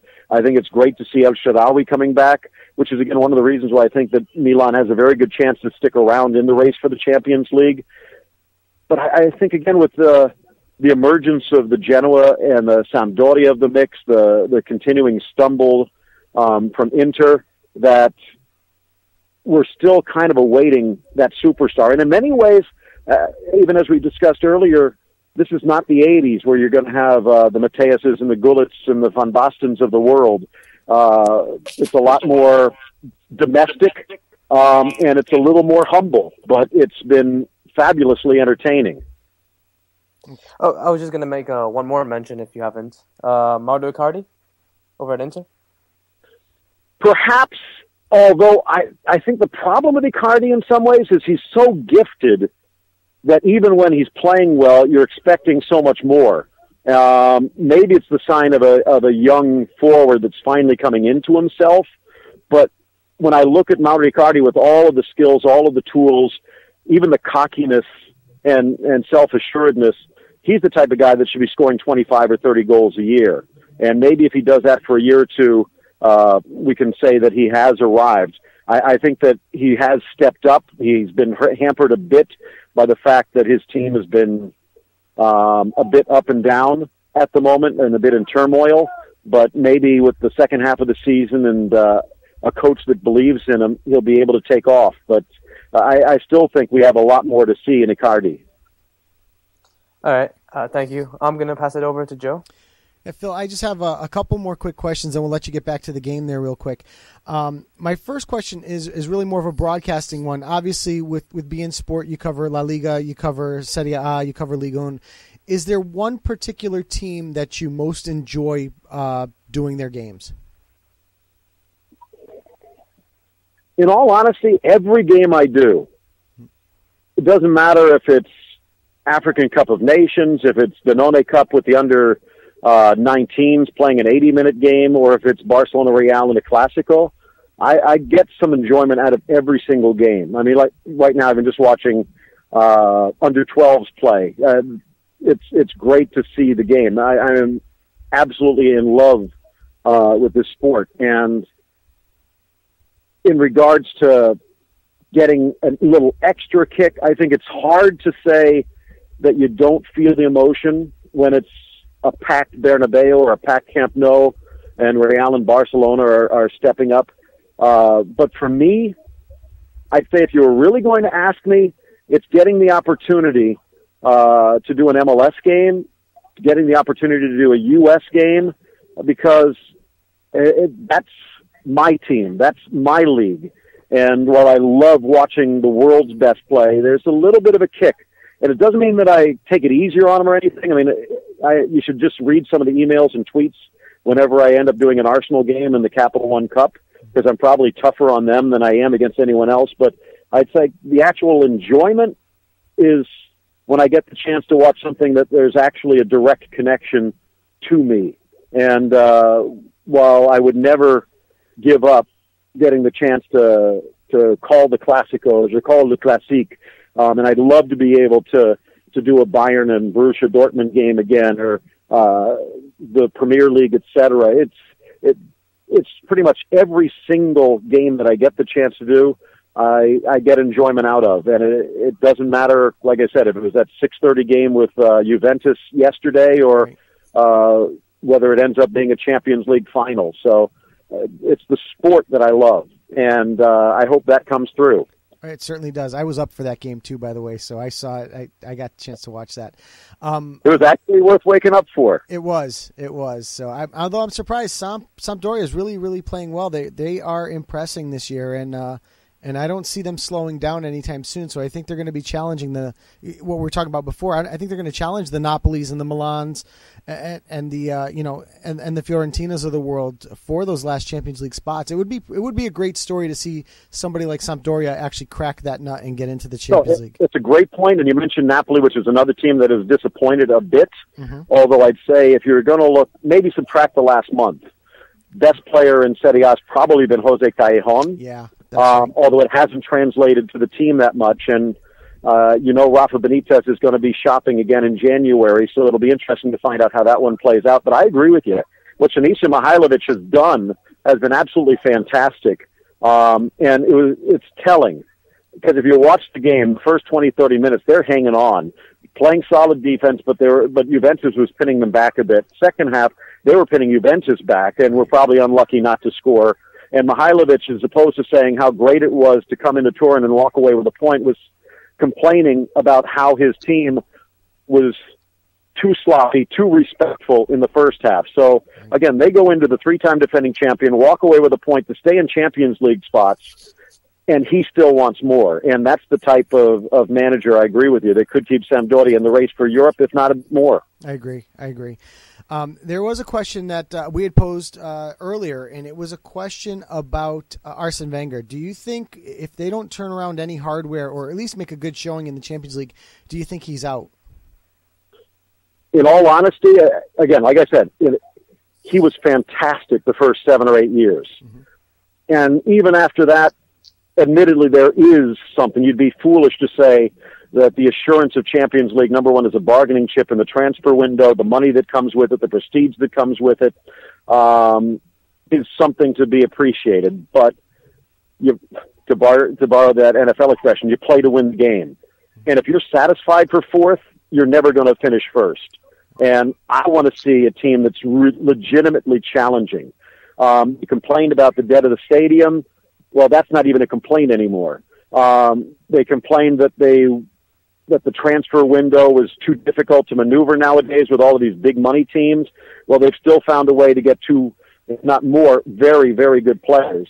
It's just his inability to realize that this is a team that needs a very strong leader in the center of the defense and an even stronger Vieira-type leader when it comes to that holding midfield spot. He admitted it at the beginning of the season, and then they're talking about maybe getting Peter Cech or another forward. So I'm just wondering, what does he see, or is it like the Raven that's always dive bombing after something that's sparkling in the sand? So I just don't think that this is a team that's going to win anything as long as Arsene Wenger is there.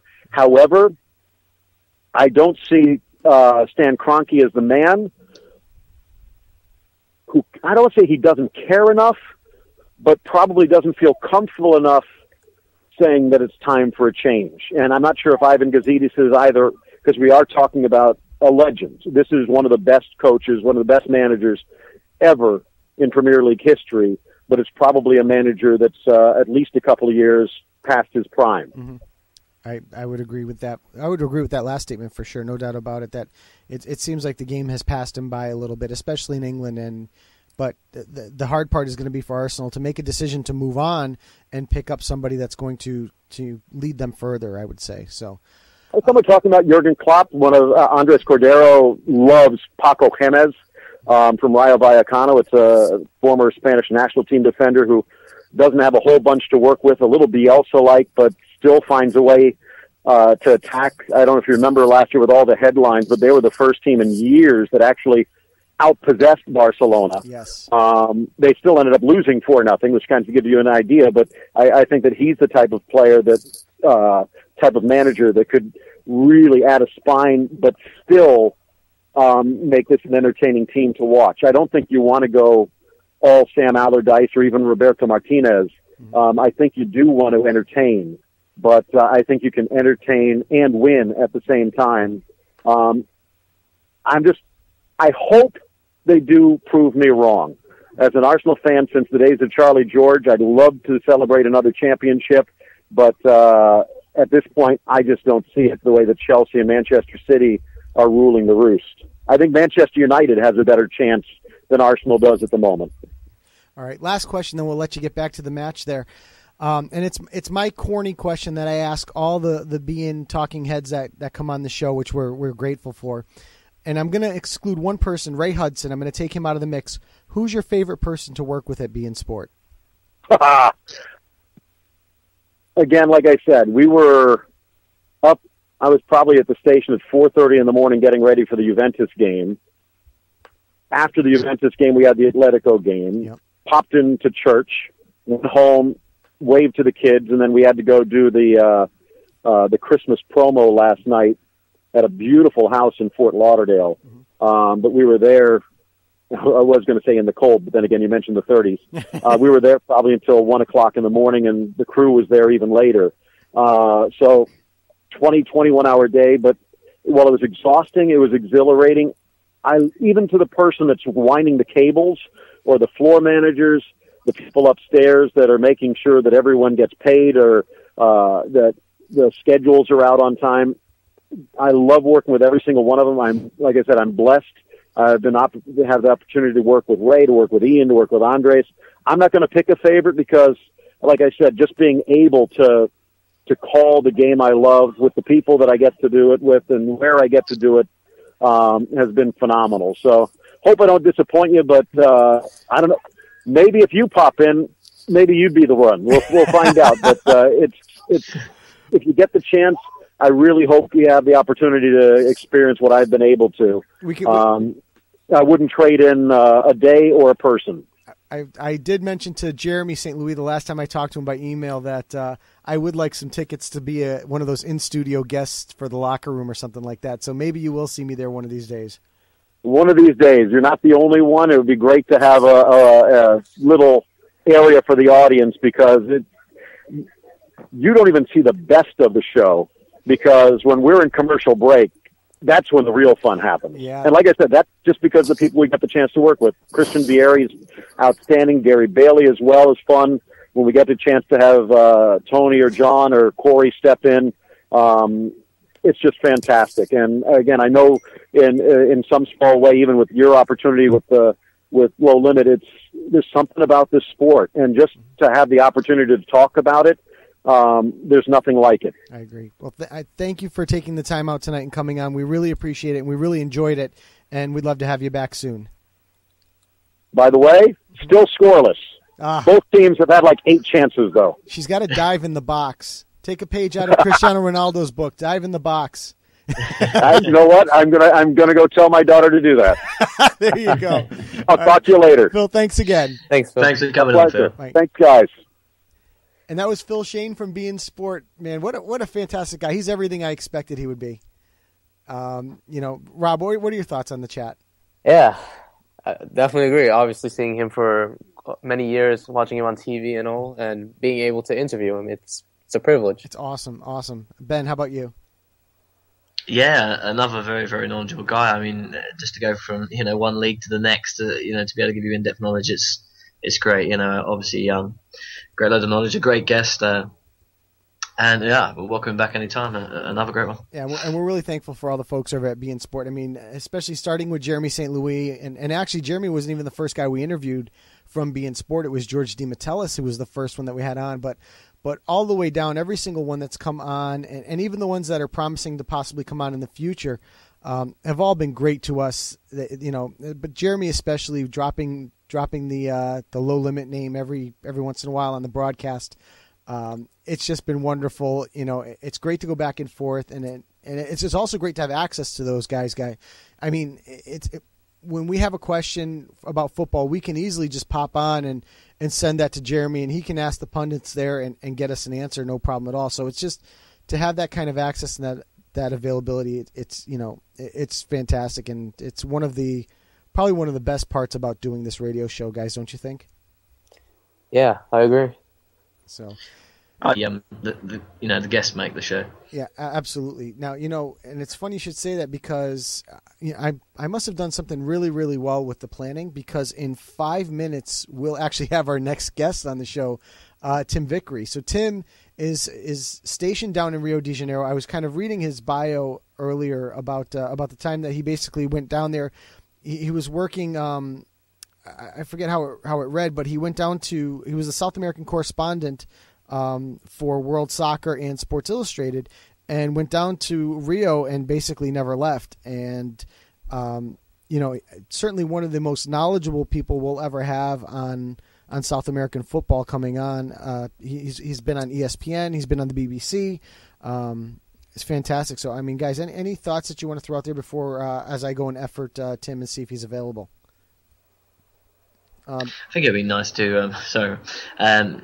It's nice to have another South American correspondent. It's great to keep pulling football from all sides of the globe, and to have people that really know the football and the leagues from those areas as well, so we can get real real in-depth chats and real in-depth opinions coming their way. I think it's great, and for the people in chat as well, to be able to ask questions to people that would never even think about asking the questions to as well. It's just great. That's true too. That, and we're grateful for the guys in chat. Tonight obviously SirBob, Church of Luca, Matt Aldridge is back again. So fantastic. So any final thoughts you want to add?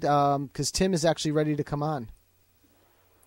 No, get him on. Ready to signal, yeah. All right, let's effort him on here, and we'll get that show going. So, and as soon as it comes on and connects, and joining us now on Low Limit Football is Tim Vickery from the BBC. Tim, how are you tonight? Yeah, very well. How are you doing? Fantastic. Thank you again for coming on and joining us this evening. We're really excited to have you.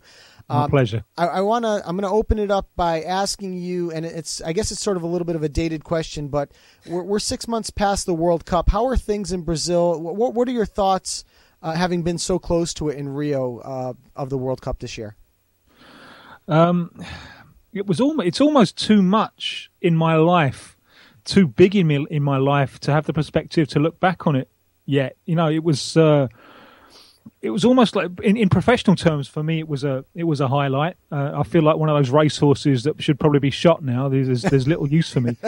The event was so huge and so time-consuming and so vast that I'm still struggling for perspective. And there are so many different avenues that we can explore, both in terms of Brazilian society and in terms of Brazilian football. So I'll ping it back to you. Mm-hmm. Which aspects of the whole thing are most interesting for you and your podcast? Oh boy, there was again, like you're saying, that there was just so much to digest. Probably, I have to actually kind of think about that one a little bit. I think the passion, being a big. Sorry, come. I'll go first. One thing that I loved, and it's something that has actually translated through South American football as we've gone through the Libertadores and the Copa Sudamericana, is the passion of the people. That no matter what match you're watching in South American football comes through the television like a bullet, and it is amazing to watch. And Rio and Brazil certainly was not short of that passion. So, for me, just right off the top, I would say the passion of the people that we got to watch in the stands was just amazing. And the scenes every night on the Copacabana beach, just the crowds of people just really enjoying the moment. I think for me, first and foremost, is probably that, the people itself. Ben, I'm going to throw it over to you quickly because I think that's a great question. What are your thoughts on the first, on what Tim asked?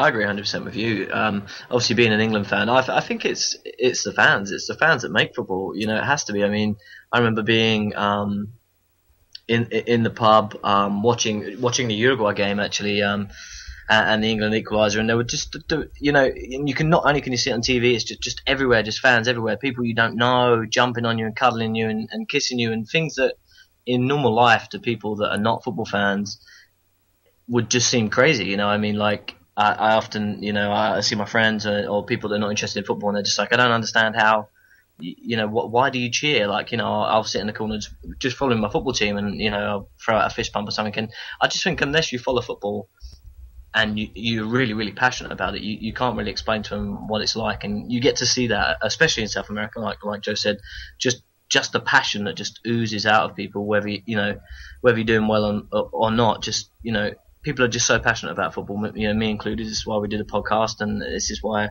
we love talking to people like Tim. And I would definitely say the fans, because obviously without the fans, there's no teams, and there's no journalists, there's no players, there's no nothing. So I would definitely say the fans too. Rob, I want to send that over to you. I want you to answer that question for Tim as well.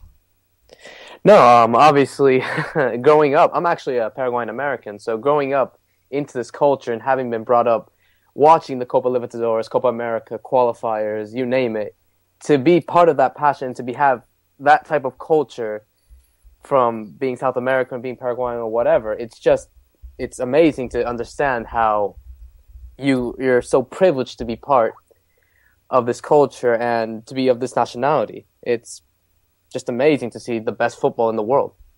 which I personally think it is. Well, just to come back on some of those points. I mean, firstly, it seems absolutely clear to me that a large part of the contemporary success of football is that, in an age where technology increasingly atomizes and isolates, football provides the great collective experience, and specifically on the World Cup. And I think it was made by the fans. I agree 100%. And that cosmopolitan atmosphere on Copacabana was not normal. Brazil is not usually anything like so cosmopolitan. It was made by the fans, by the interaction between people of so many different nationalities.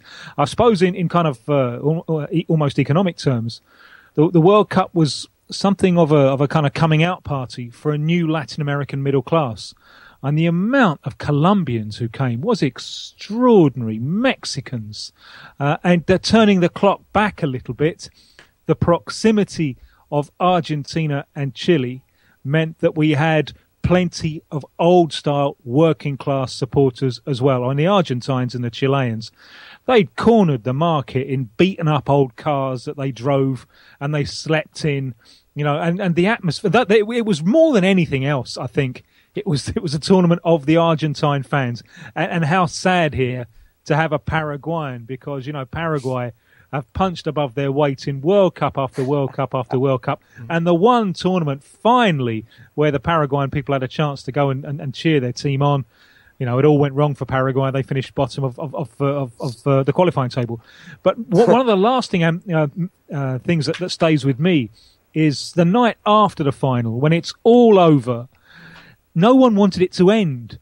Copacabana was still in absolute party mode because no one wanted to wake up and think, the World Cup now belongs to history. So all those Argentine fans, they were still together belting out their songs as if they'd won. It's almost the fact that they'd lost was almost incidental to the joy of being together singing their own songs. And that's a memory that will stay with me forever. Rob, I'm going to send it over. Ben, I believe you wanted the next question for Tim, so go ahead. Yeah, hi Tim. I just wanted to ask you quickly, just before we go over to Rob. And what was it like being an England fan in Brazil with another poor performance for an English national side? I've been away too long, mate. I've been away for 20 years, which means that my England side was Italia 90. That's the side that I had a strong identification with. And the current lot, so I just don't know them. So I had this feeling very strongly when England were playing Uruguay, that, I know the Uruguayan players far, far better than I know the England players. So that kind of connection I've lost, really. I was actually reasonably heartened by the performance against Italy. Where you saw, because some of the football that England have played in recent tournaments, I've absolutely despised. The 0-0 and the penalty defeat against Italy in the previous European Championships. Just please, can Italy score a goal and put us out of our misery? But at least this time in the Italy game, you saw that maybe the next generation who are coming through, maybe there is a little bit more creative talent. So from a kind of dispassionate point of view, which I have these days with the England team, I wasn't as depressed as some. Yeah, no doubt. I'm going to hand you over to my co-host, Rob, anyway. Yes, hi. Obviously, I'm going to start you off with some questions, but I'll start off on a personal one, Tim. Why did you come to Brazil some 20-odd years ago? It was just after USA 94. And I was 29, which I felt was the right time to embark on that kind of adventure. If it all goes wrong, you've got time to go back and start something else, and you're also mature enough, you hope, to deal with it. And there was, just by coincidence, by chance, I met lots of Brazilians in London. Now, my daddy got to 84 without ever getting off the island, and I didn't make it outside England until I was 23. Football had globalized me. When I was a kid, when I was about 7, I knew how to spell Czechoslovakia because they'd been to 2 World Cup finals. How do you not know how to spell Czechoslovakia? A sadly redundant skill these days. And I just had the idea in 94 that football was on the verge of globalizing, and maybe going to Brazil, maybe with the naivety of youth, I thought there might be opportunities. It was. I wasn't prepared for how difficult it was going to be at the start. I walked into something of a financial trap, and I went hungry for a while. But it turned out to be the right place at the right time, especially after Nike got involved with the Brazilian national team. Because prior to that, Brazil only appeared, for the average British fan, they only ever appeared once every 4 years. Now, you got to know, and this applies to USA 94 as well, you got to know the Brazil players during the World Cup. You didn't necessarily know them before. When Nike got involved, on the basis that Brazil at that time was everyone's favourite other team, they got involved with the idea of selling shirts abroad. And so the profile of the Brazil team went through the roof. France 98, by this point, lots of English fans knew the entire Brazil team. They even knew some of the substitutes. And I was here to kind of, to feed the desire for more knowledge about them. So that's the kind of wave that I've been riding ever since. Okay. Just a few more follow-up questions. Obviously, we're going to stay in Brazil, and I want to talk about the World Cup again. Obviously, Brazil ended up losing, really having a sense of failure of the World Cup, not being able to get their sixth World Cup, and ended up finishing fourth in this tournament. Why do you think this happened? What happened to the Brazilian national team where everyone had huge expectations for this side to win the sixth World Cup in their home nation for the first time ever, and it just fell apart, finishing fourth? I think the belief in the possibility of winning, I think, was genuine. And Brazil went into the World Cup with an absolutely terrific record. I think it was something like 9 straight victories with hardly conceding a goal. They'd lost the previous August, but August FIFA friendlies, in fact, they've now been done away with, and they're always unreliable. And before that, they put together another run of impressive wins, including all of the Confederations Cup. Big win over France. The Confederations Cup ended with a big win over Spain. So, and if you look at the figures, it was like 16 games, 15 victories. The goals for and against is crushingly in their favour. And so their belief in their own favouritism, I think, was well justified. I think subsequent events have made it very clear that the 7-1 belonged to the World Cup. Brazil could play Germany 10 times. They would probably lose the majority. I don't think there's any doubt that the current, that Germany team was better than the Brazil team, and that's another issue we'll get onto in a minute. But the 7-1, the margin of the defeat, I think, belongs specifically to the World Cup. And the comparison I make, in a way, is between the Brazil side this year and Colombia in 1994. When Colombia had a really excellent side that went to USA 94, and they'd beaten Argentina in Buenos Aires in World Cup qualifying 5-0. The first time Argentina had ever lost a World Cup qualifier at home. Colombia's record going into USA 94 was exceptional. People like Pelé had put them amongst the favourites. But the pressure of the World Cup was something else, and specifically in the case of Colombia, it was the pressure of representing a country which was falling apart at that time. Brazil's case is a little bit different in that Brazil weren't representing a country that was falling apart, probably far from it. But the emotional pressure was clearly too much. Now, Scolari, the coach, his strategy was to try and play up the emotion as much as possible. And I think it spectacularly backfired.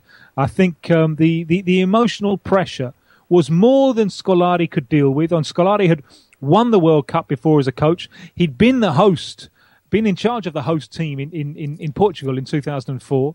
But the home World Cup for Brazil, the emotional pressure was just way above anything that he'd ever dealt with before. And the players buckled under it. There were concrete reasons for buckling, the loss through injury of Neymar, the loss through suspension of Thiago Silva. But even with these players, Brazil had never looked convincing in the World Cup. So I think a huge part of it is the fact that they buckled under pressure. But another part of it is simply that they weren't good enough. And here we get into wider problems of Brazilian football. And to my mind, a bigger failure of Brazilian football, even bigger than the 7-1, is what's happened at club level this year. And Brazilian clubs have a massive, huge, unbelievable financial advantage over the clubs in the rest of the continent in terms of salaries, and you're talking 10 times higher salaries than clubs from some other countries, and they couldn't qualify one single team for the semi-finals of the Copa Libertadores. And Brazilian clubs should not only be dominating, with the financial advantage that they currently have, they should not only be dominating, they should be dominating a la Real Madrid. You know, you should, on professional football, quality follows the money. You should be seeing Brazil in their own continent with such an outstanding advantage over teams from Argentina, Paraguay, Colombia, and so on, and you're just not seeing it. And for me, this process is a little bit summed up by something said by Cesar Luis Menotti the other day. Menotti, one of the great intellectuals of football, Argentina's World Cup winning coach in 1978, a huge fan of Brazilian football. Someone who played for the great Santos side, and he's one of the few Argentines who'll tell you that he thinks that Pelé is better than Maradona. He loves Brazilian football, but he's been going on for years about how Brazilian football has been de-characterizing itself. And he made the point, which I think is an excellent one, that in recent years, what Guardiola did with Barcelona has raised the bar of world football. Lots of people have tried to copy it, others have studied it and tried to combat it. It's raised the bar almost everywhere apart from Brazil.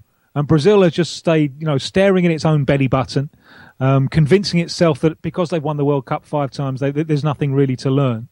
So I think apart from the emotional failure of that team in the World Cup, I think there are really deep-lying problems with a lack of ideas in contemporary Brazilian football. All right. Thank you so much. I'm going to pass it over to Ben for any questions. Or Joe. Yes, yeah, it was coming over to me. My next question, I actually have 2 questions. I have one question that just came over from Twitter and one that came from chat. The first one from Twitter, which is from Mejito, who's a big fan of our show. He goes by the Lenswa in the USA on his Twitter handle.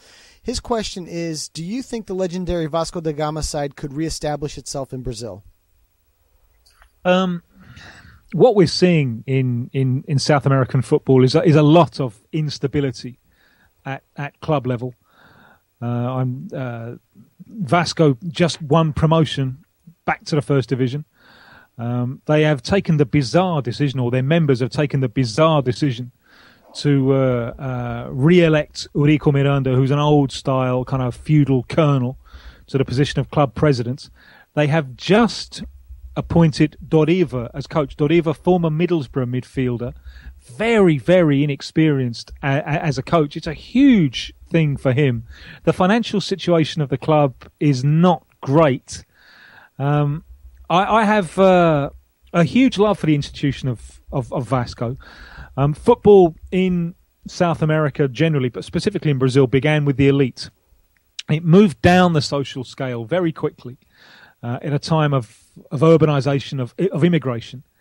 And Vasco da Gama, which is the club of Rio's Portuguese community, did more than anyone else to help it move down the social scale. Vasco, they won the Rio Championship in their first season in the first division in the early 20s with a team which included not only poor white players but also black players, and that was revolutionary. And it's fundamental in spreading the game. So I've got a huge regard for Vasco. At the moment, with the squad that they have, an inexperienced coach, and with a president who's widely detested by others in Brazil's football community, I have my fears. But the state of flux that you see in South American football at the moment is extraordinary. I look at River Plate in Argentina, who, 2-3 years ago were in the second division. They're now, they won the first domestic title this year. They've won the Copa Sudamericana. San Lorenzo, 2 years ago, came very, very close to being relegated. They're now champions of the continent. One of Vasco's Rio neighbours, Botafogo, started this year in the Copa Libertadores for the first time since 1996. They've ended the year in the second division. So there's enormous instability in South American football, which means that if you do get your structure right off the field, you can make progress pretty quickly, and I'd love to see Vasco do that, but I have my doubts. With the San Lorenzo one, we've been blaming that one on divine intervention with the Pope, by the way, so I don't know that we can give San Lorenzo full credit for the Libertadores title. Well, as well as the Pope, Diego Maradona has, considered a divinity by some. I was going to say, and he has a participation in this, because for me, the outstanding player in the entire Libertadores campaign was Mercier. Mercier, and this, I suppose, speaks volumes for the comparative level of South American football against European. But Mercier is a central midfielder, nothing flashy at all. He's more defensive than attacking, mid-30s now, but reads the game exceptionally well, has improved in leaps and bounds in terms of his distribution, takes responsibility, comes up big in the big moments. I thought he was the outstanding player in the entire Libertadores, and San Lorenzo acquired him on a recommendation from Diego Maradona. So not only has the Pope had a participation in San Lorenzo winning, also Diego Maradona has thrown in his contribution as well. There you go. The next question I have for you is back to the Brazilian national team, and it comes from our chat from Matt Aldridge. His question is do you think Neymar being given the Brazilian captaincy has affected Thiago Silva negatively? Has it created a rift? And if so, does he think that this will affect the future performances of the side? It's certainly been handled badly, I think. And Thiago Silva clearly buckled, I think, under the emotional strain. And he was saying even before the World Cup that he was suffering sleepless nights. And we saw clearly the penalty shootouts against Chile in the second round when he refused to take a penalty and he sat apart from the rest of the team. So he really didn't play a captain's innings there. Now, I don't think he should have been on the list to take penalties in the first place, because he'd missed something like 3 of his last 4 penalties. So I don't think he should have been on the list. But clearly the new coach, Dunga, didn't see him as captaincy material. Having said that, if he's not the captain, he is, to my mind, still a hugely, hugely important player for the team. So that transition of loss of captaincy, going from Thiago Silva to Neymar, I think should have been handled much, much more delicately. I think Dunga should have done much more to make Thiago Silva feel valued. I think it should have been a priority of Dunga's to travel to meet Thiago Silva face to face and explain the situation to him. And there's no doubt about it that Thiago Silva is feeling undervalued as a result, and that, I think, is bad management. We'll see in the long term if it has any consequences, but it clearly should have been handled better. Is it a rift that can be repaired, or do you think that it's a bridge burned already? No, I think it can be repaired because of the desire of everyone involved to move on from the disappointment of the World Cup and maybe win the Copa America in Chile next year. So I think it can be repaired, but it's a situation that should never have arrived in this situation. A little bit more of a diplomatic touch. You need to treat your most important players. You need to get them on side. That's part of the art of an international coach. And Dunga, who is the creature, is driven by rage, and I don't think that he handled this one with the necessary tact and diplomacy. Right. I'm going to throw you back over to Rob, and I know Rob has another question for you. Yeah, I do. I have a few more questions for Tim. Obviously, you mentioned before in the start of the show that Paraguay have fell bottom to their qualifying table for the World Cup after not being able to qualify for 4 consecutive World Cups, and now having the chance to be able to qualify for the World Cup in their own backyard. It just failed. I know they've also been doing completely well in club competition for South America. Obviously, Olimpia making the Copa Libertadores final in 2013, and Nacional also making the final this year. What do you think? My question is kind of a two-parter. What do you think happened to the Paraguay national team to qualify for the World Cup? Why do you think they've been doing so well in club form, but not for national, in the national team sense? And what do you believe is the future leading up to Russia? The national team, I think, they've been punching above their weight for some time, because not only did they qualify for 4 consecutive World Cups, they were never, ever easily beaten. And in the last of those, they gave Spain probably the hardest knockout match that Spain had in all of that successful run of tournament wins. They pushed Spain all of the way in the quarterfinal. But you have to renew. And, and Paraguay is a relatively impoverished country with a small population. There's clearly a price to be paid for that renewal. And you could see this in the 2011 Copa America. Now, the Copa America, for the vast majority of countries, more important than the title itself these days is the fact that it's a preparation ground for the next set of World Cup qualifiers, which start straight afterwards. And Paraguay went into the 2011 Copa America, still coached by Gerardo Martino, subsequently of Barcelona and now of Argentina. And they reached the final without winning a single game. And you could see them run out of steam during that Copa America. Even though they reached the final, the tournament was a failure. And Martino saw the signs and immediately resigned. He knew that the process of the new generation, the process of rebuilding, would be painful. In came an inexperienced coach, Francisco Arce, a great player in his day, promising coach, but an inexperienced one, and he tried to change too quickly. And Paraguay paid the penalty for that, got off to a terrible, terrible start, and very quickly they were no longer in consideration. I think that Paraguay can clearly be competitive in the qualifiers for 2018. There's an interesting new generation coming up. I especially like Oscar Romero of Cerro Porteño, left-footed attacking midfielder. I think he's very talented. So there is a new generation coming up. Why have they done so well recently in club football? You mentioned there the last two Libertadores finals, Paraguayan teams getting through. The Copa Sudamericana this year, Paraguay were very impressive. And part of this, I think, is that in South America, the quality of the national teams is one thing, the quality of the club game is another. They're completely different things these days. The quality of South American national teams, I don't think, has ever been higher in terms of strength in depth. The quality of the club game in comparison with Europe is it's probably never been as far behind Europe as it is, and that means that those traditional Paraguayan virtues, and the Paraguayans are they're lovely people, very serene people, but football really brings the warrior out of them. You get them well organised, and Paraguayans can. The Paraguayan defence at its best is both desperate and calm. They like it. They're almost like footballing Joe Frazier's. The harder it is, the more under pressure, the more they like it. They can get a great deal out of a little, the Paraguayans, which means that they can be competitive with very little, especially at club level, where the standard of play is not particularly big.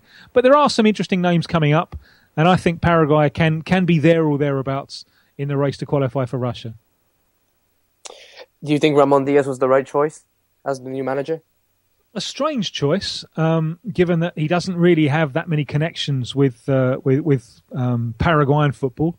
I suppose you're thinking there that Gerardo Martino, that went right. That was an Argentine coach from a footballing background who wants to play football. Although Martino showed, he started in the Copa America 2007 in Venezuela disastrously. And he was trying to move too quickly, too soon. And they suffered a very, very heavy defeat against Mexico. And Martino saw that he had to be a little bit more pragmatic. And that was, I think, the secret of the good years that Martino enjoyed. He learnt the lesson of failure. Ramon Diaz, in comparison, what he doesn't have is the history in Paraguayan club football that Martino has. Which means that if he gets off to a bad start, it might be harder for him to change things around. So it's an interesting choice. I saw that Jose Luis Chilavert is not impressed at all. But there aren't that many things that impress Jose Luis Chilavert, apart, I think, from a good meal. Because judging from the size of him now, he is impressed if you put a good sized meal in front of him. Well, you can't deny that the man is a legend. Yeah, fantastic player, and has a huge participation in the development of the current goalkeeper. And Higuita was important, Chilavert was important, Rogério Ceni of São Paulo carries on the tradition. So, and Chilavert was was a truly great goalkeeper and a great character, and someone whose opinion, even if you don't agree, I think deserves to be listened to. Yeah, that is necessarily true. I'm going to give up one more question before I pass it up to the guys. What are your expectations for the Copa Libertadores and the Copa America the following year? Well, the Copa Libertadores, my expectations are very high, more than recent years, in fact, because I think that given the current problems of club football in South America, we've got a strong field this time. You know, we've got as long as the best clubs can hold on to their players, as long as Europe doesn't come and buy everyone in the January transfer window, I think we've probably got more quality in the Libertadores than we've had in some recent years. We've got more big clubs from Argentina than of late. You know, San Lorenzo, Boca, River, all together. The Brazilians, it's on paper, it's a strong Brazilian contingent. They surely can't be as bad as they were this year. So surely there's something to be expected from them. Atlético Nacional of Colombia back again, possibly the best Colo-Colo side in recent times from Chile back, possibly the best Nacional of Uruguay in recent times, although they've got a potentially tricky qualifying round against a side from Chile first. But I'm very interested to see them. So it looks to me like a strong field. So I'm really looking forward to the Libertadores and looking forward to the Copa America as well. Although I think the proviso has to be made that for almost everyone, the most important thing about the Copa America is that you emerge from it with a group intact, ready for World Cup qualifying. Exactly that thing that Paraguay didn't do in 2011, and that caused their problems. Pressure's on Chile. You know, Chile are in... The group phase matters less in the Copa America than it does in other competitions because of the 12 countries, 8 qualify. So you really have to struggle not to qualify, and then the competition gets serious from the quarterfinal stage. Pressure is on Chile. Amazingly, you know, Chile, one of the founder members of the Copa America in 1916, they've never won it. This, by popular consensus, is the best Chile side ever. So the pressure is on them to win it. I suppose after the 7-1, the pressure's on Brazil, and I suppose after so long without the senior title, the pressure a little bit is on Argentina as well.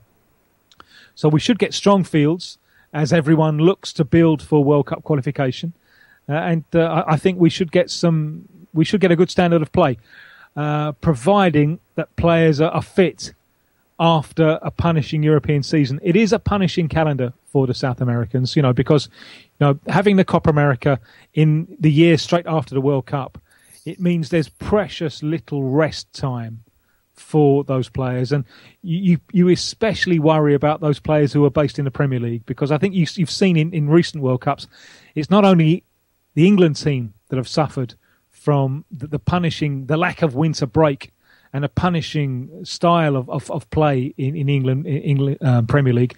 It's almost anyone from anywhere who's based in the Premier League. So, you know, World Cup year and then Copa America year straight afterwards, that's a fear that some of the key players might be running on empty. But that aside, I'm really looking forward to it. I've already booked my ticket. I've got some cold weather clothes, so because we're not used to that in Brazil, in Rio. But I've got some cold weather clothes to wrap up warmly for Chile in June and July, and I'm really looking forward to it. Well, hopefully I can see you there in Chile next summer. Okay, thank you. I'm going to move it up to Joe or Ben, if he has any questions. Yeah, Tim, just one question for chat before I ask you a question. Matt asked again, do you think that Dunga can have any sort of success with Brazil, or do you think his appointment was a mistake? Well, I think his appointment was not so much a mistake, it was an absolute disaster. But that doesn't necessarily stop him being successful. But there's a joylessness about him. He is what he is because of anger. He's fueled by anger.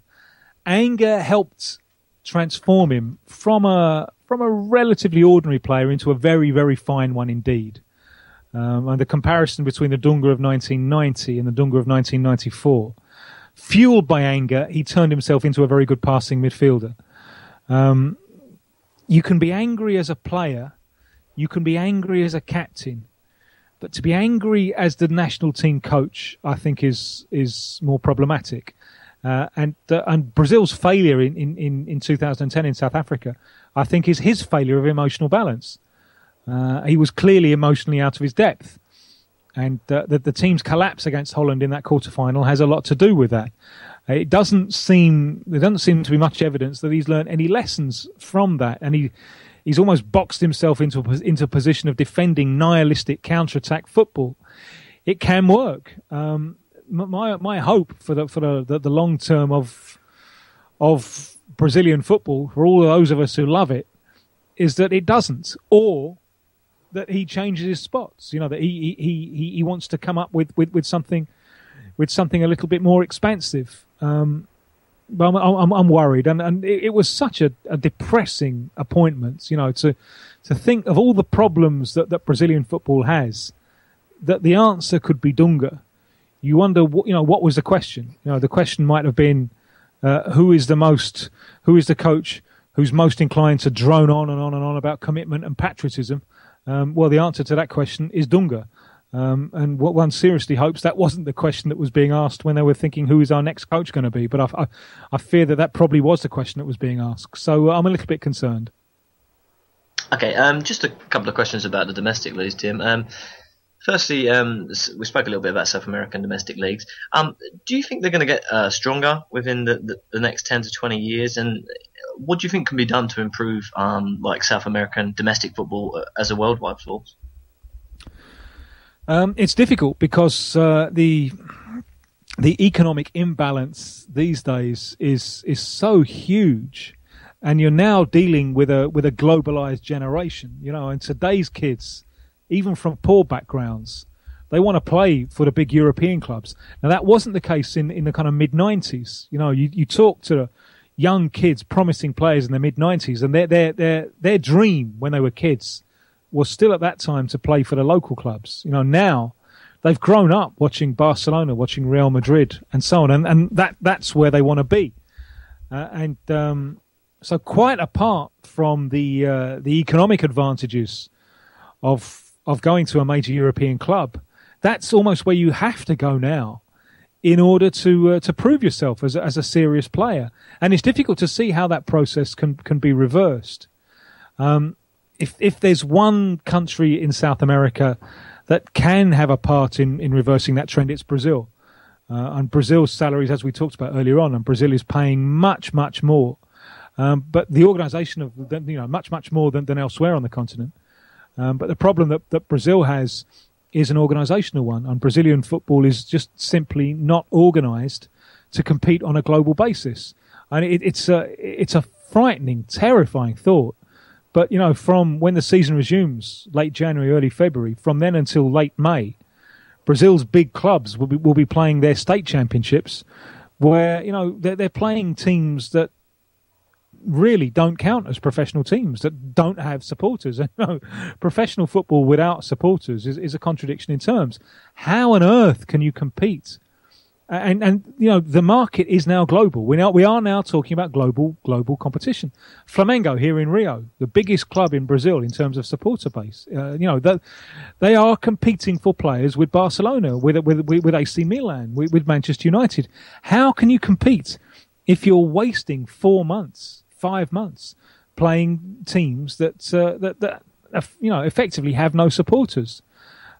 So Brazil's big problem is an organisational one.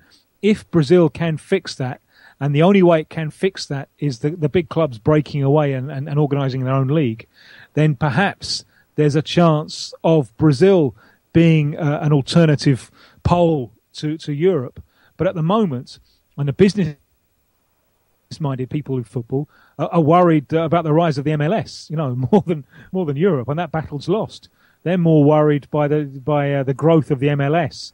And you know, in a few years' time, they're worried that the MLS will have a global profile far higher than domestic Brazilian football, which would have been insane thinking about that 10, 15 years ago.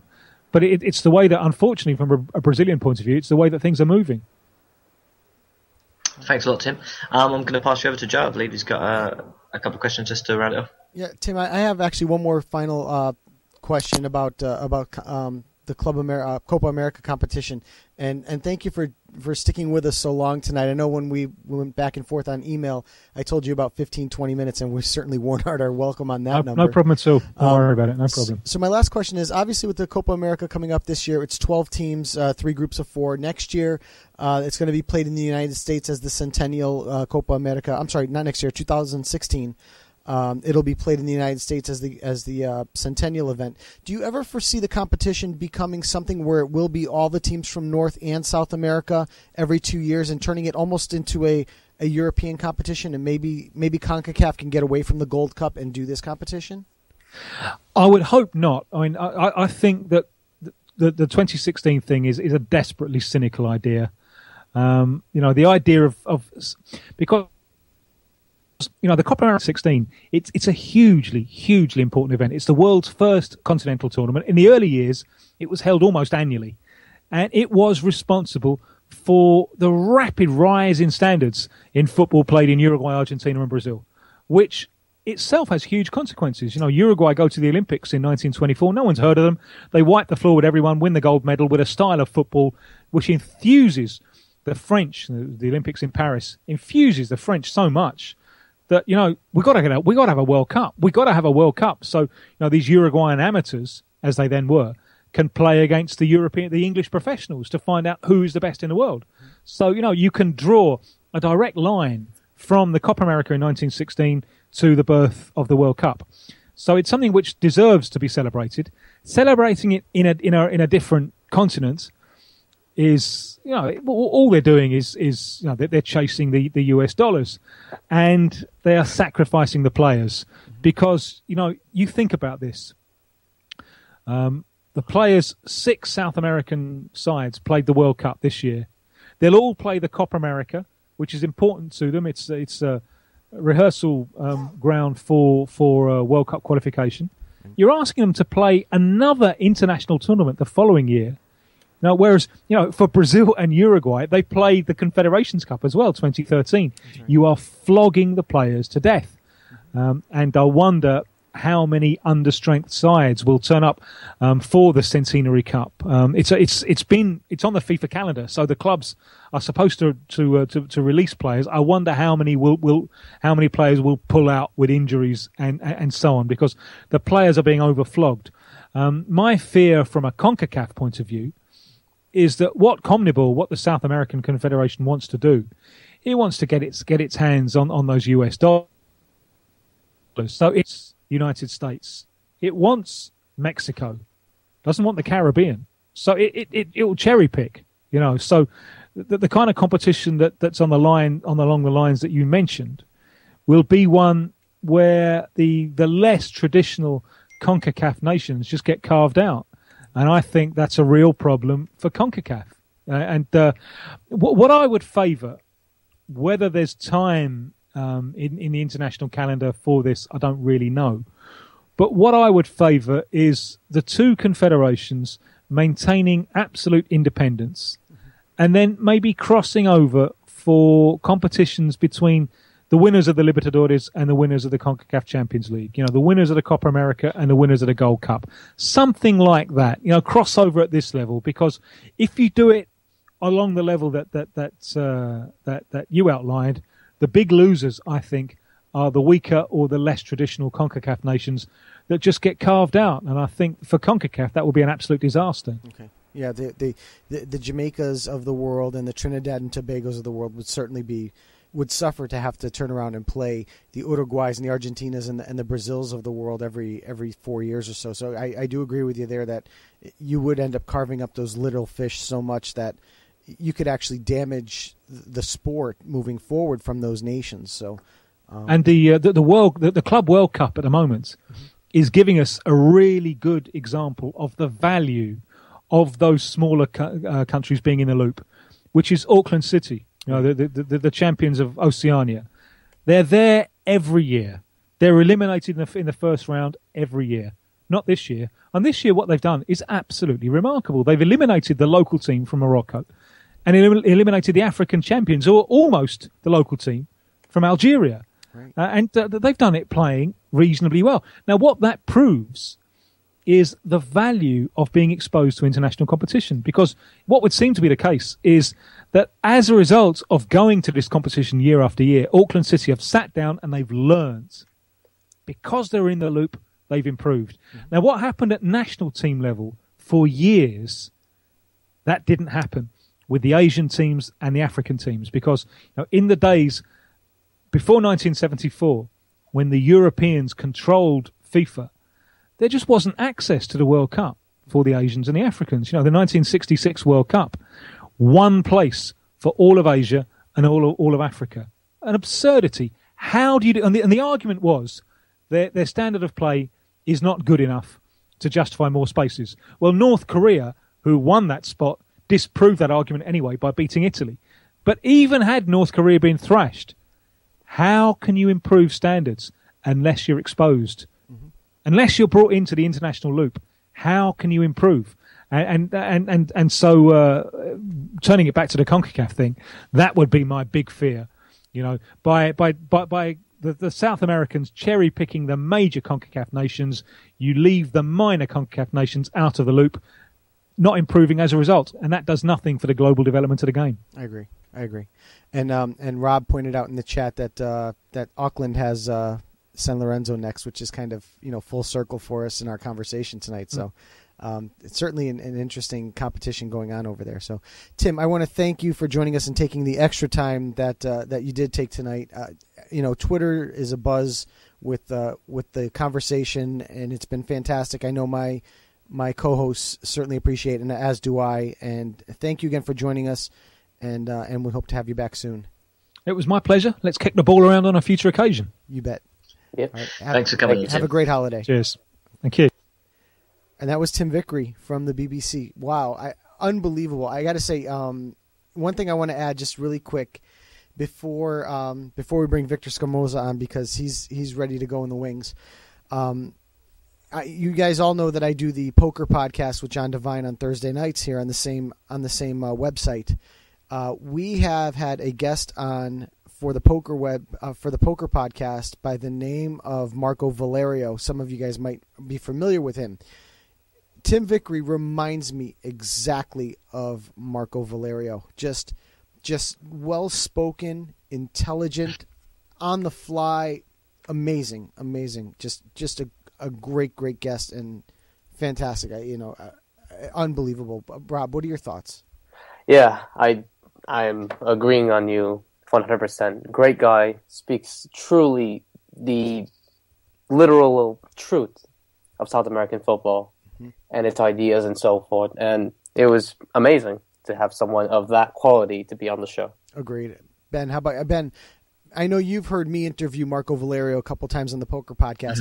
Am I way off base here?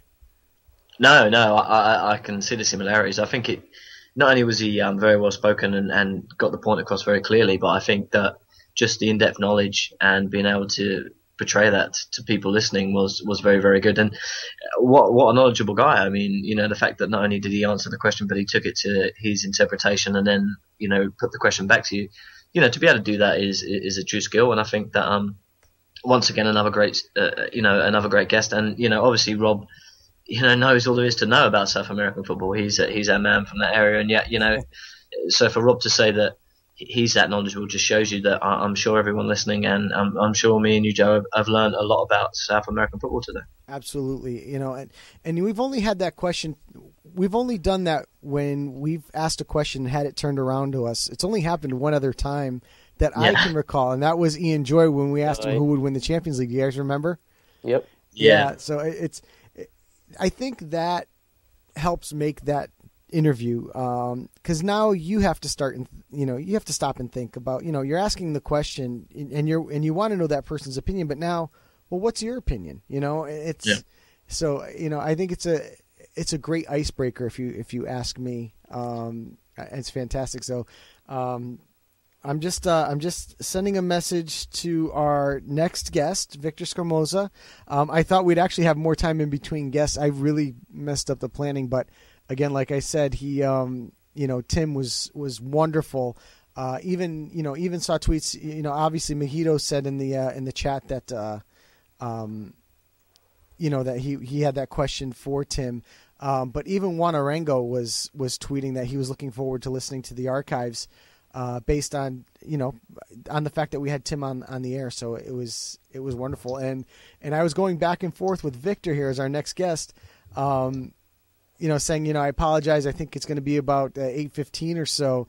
And he was like, no problem. I'm enjoying listening to him. So, it's great when, your other guests are listening to the show and all of a sudden they're like, this is awesome. So, fantastic. So I don't know if you guys want to add any more tidbits before I bring Victor on.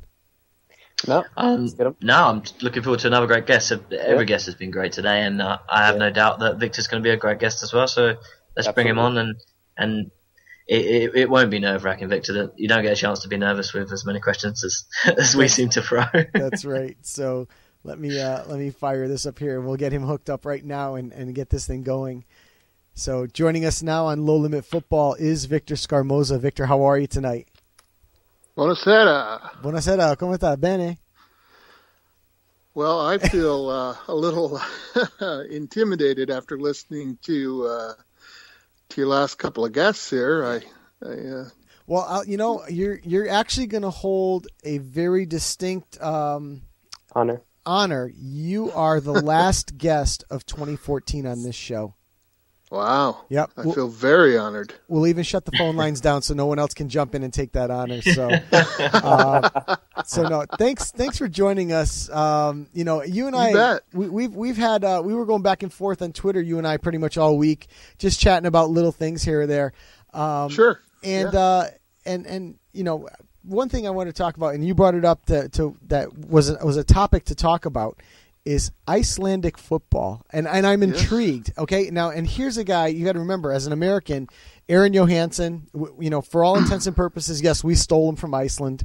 Deal with it. Sure. That's part one. But this is a team that came within 2 goals of beating Croatia and qualifying for the World Cup. They would have qualified for their first time in their history. It would have been unbelievable. So tell us a little bit about what's going on in Iceland, because I don't know that the world is completely paying attention to them like they are the Brazils of the world or the Spains of the world or the Italys of the world. But these guys, they play a flashy style of football. Tell us a little bit more about them.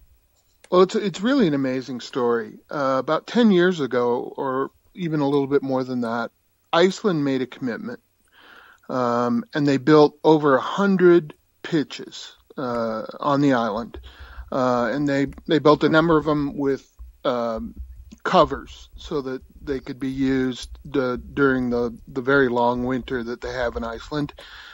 And they sent a whole bunch of folks into particularly Holland to get trained, to get their A licenses, to get various levels of licenses. Mm-hmm. They started training in their youth program. They used a model where they started to do a lot of, 3-on-3 type football, a lot of high touch training football.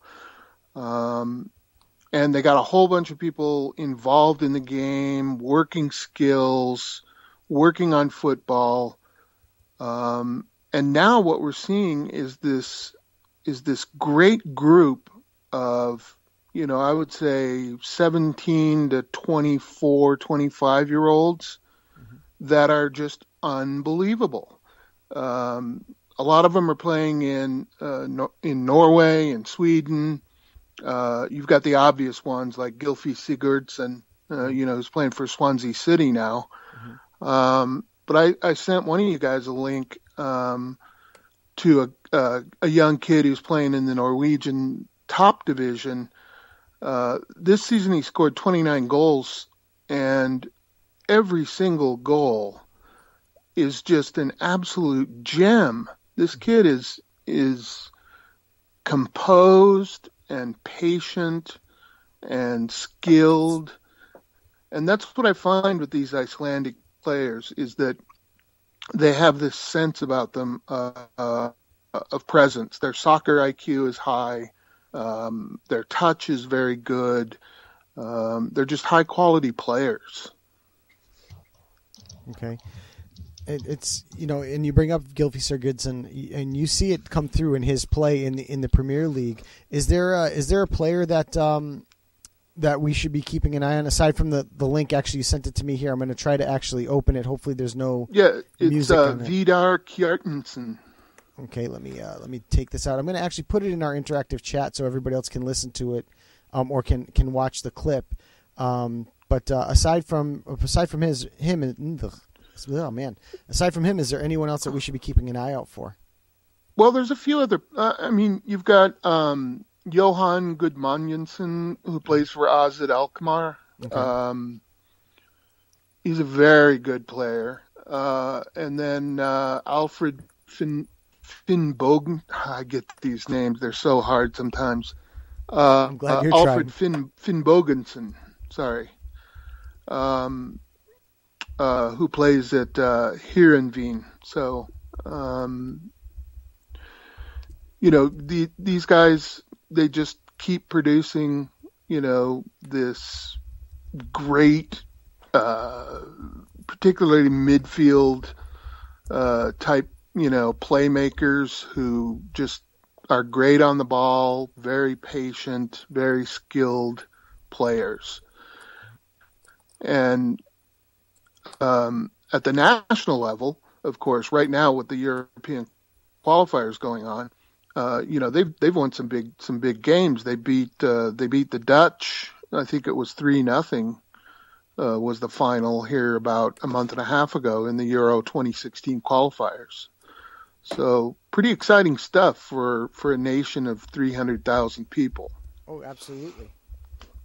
So I'm going to throw you over to my co-host. I'm just not sure which one wanted to jump in first because I know they're both jumping in the chat. Rob stepped up first. So, Rob, why don't you go ahead? Yes, absolutely. Hi, Victor. It's nice to meet you. Hey, Rob, how are you? I'm doing great. I'm going to start your question off on a personal level. How does it feel to be? How does it feel to be working with Warren Barton from Fox? Well, these guys at the Flash they're just fantastic. I know it's D4, and it's it's young kids playing football, but Clint, the CEO of the Flash, Warren, everybody involved with the Flash is terrific. And the great thing about it is that what they've done with the team is they really opened it up to the community, and they really brought the youth academies along with them. So there's about 70 youth clubs in the greater San Diego area, and they really brought those guys together in a way that they make them part of the Flash. So when we sell tickets to the game through the clubs, let's say the ticket costs $10. Well, if you buy the ticket through the club, $2 of that $10 goes back to the club. So we're not just trying to build a team in San Diego. We're trying to actually build a complete, soccer foundation, a culture. We don't have an academy ourselves. So, we're relying on the 70 academies that are there in the greater San Diego area to supply us with players every year. Okay. Actually, speaking of Division 4, that leads me to my next question. What is your opinion on promotion and relegation? Do you believe it should be imposed in the United States with MLS and ASL and so on? And how do you think it should work?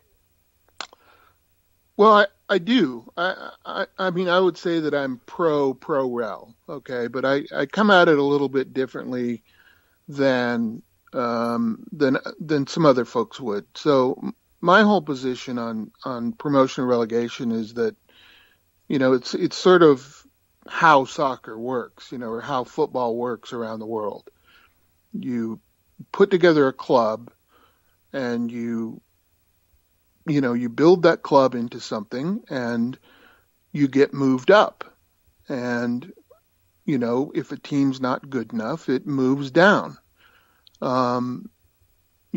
MLS is a franchise. It's not, these aren't clubs we're talking about. We're talking about franchises. So it's a very different concept and a very different thing.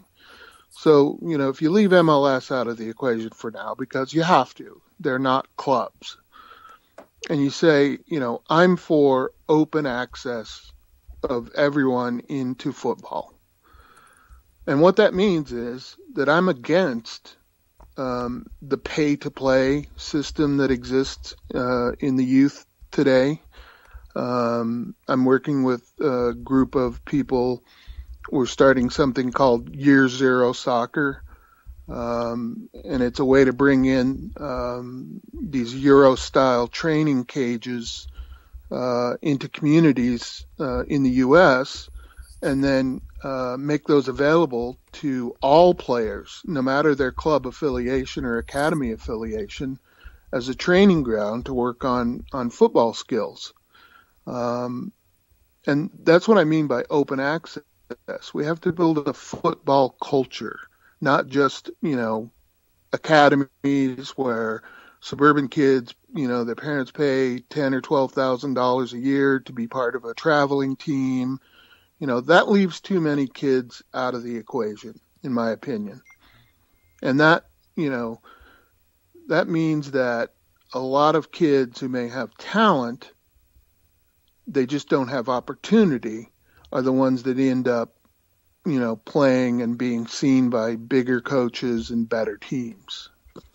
So when I talk about pro-rel, it has to include that open access component.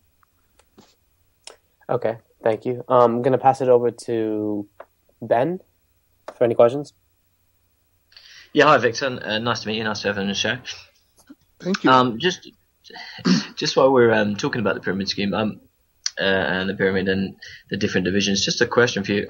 What's your kind of vision on where American football would be in 15 years? Like a young English one, or just explain to us how you would see it in your eyes. Well, I would certainly like to see, more inclusive football. I'd like to see U.S. soccer be less engaged directly with MLS, and I would like to see opportunities for, sort of organic growth. I think the MLS model locks out too many communities from participating in soccer. I wrote an article earlier this year about how ABAR is the perfect example for promotion relegation, right? I mean, even though there are some issues with the whole, La Liga telling them they had to raise a certain amount of money to be part of the big show. But at the same time, ABAR is a town of 27,000 people. And now they're sitting, I believe, last time I looked at the table, 9th in La Liga. That's fantastic to me. That's a great story. I'm just going to cut in. They're actually 8th. 8th? Okay. Yeah, even better. I know they did well over the weekend, but, ABAR is such a great story. And it's such an American story too, right? The little town that put its football club together and made it all the way to the top. That's what's missing in this equation is, what we have is an NFL model. MLS is the NFL. We have college players.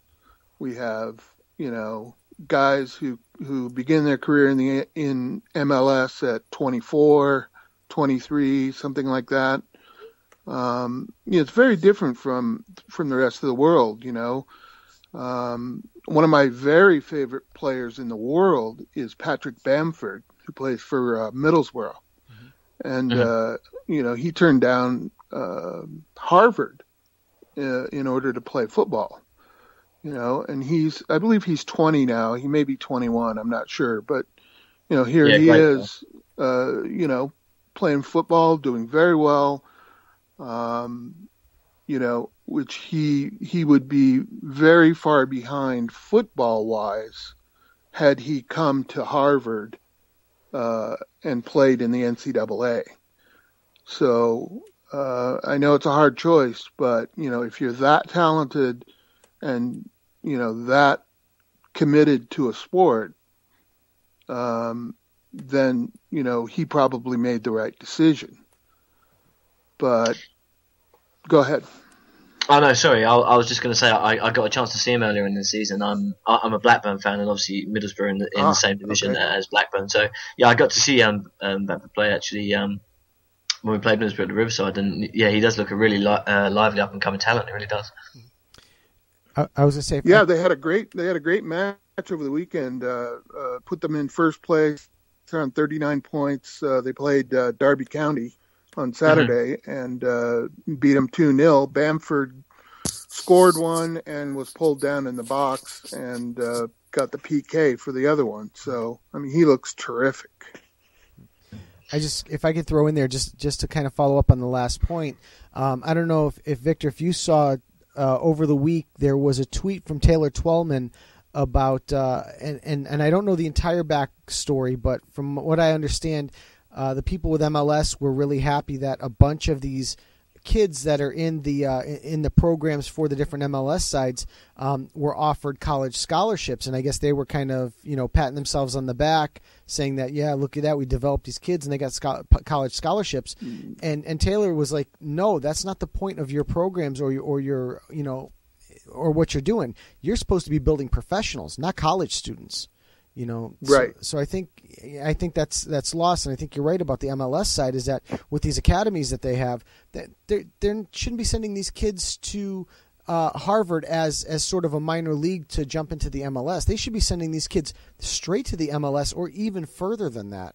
And I think that they might be losing sight of that a little bit.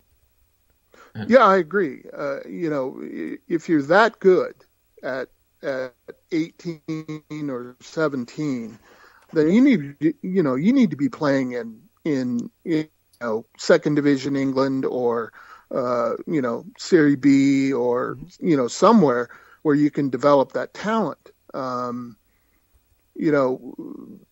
I'm seeing, and what my friends, I have several friends who were either drafted by MLS or we're in the pipe for it or whatever. I have one friend who, decided to teach English instead of go to the MLS because it paid better. Can you imagine that, becoming a teacher rather than going to play soccer because it pays better?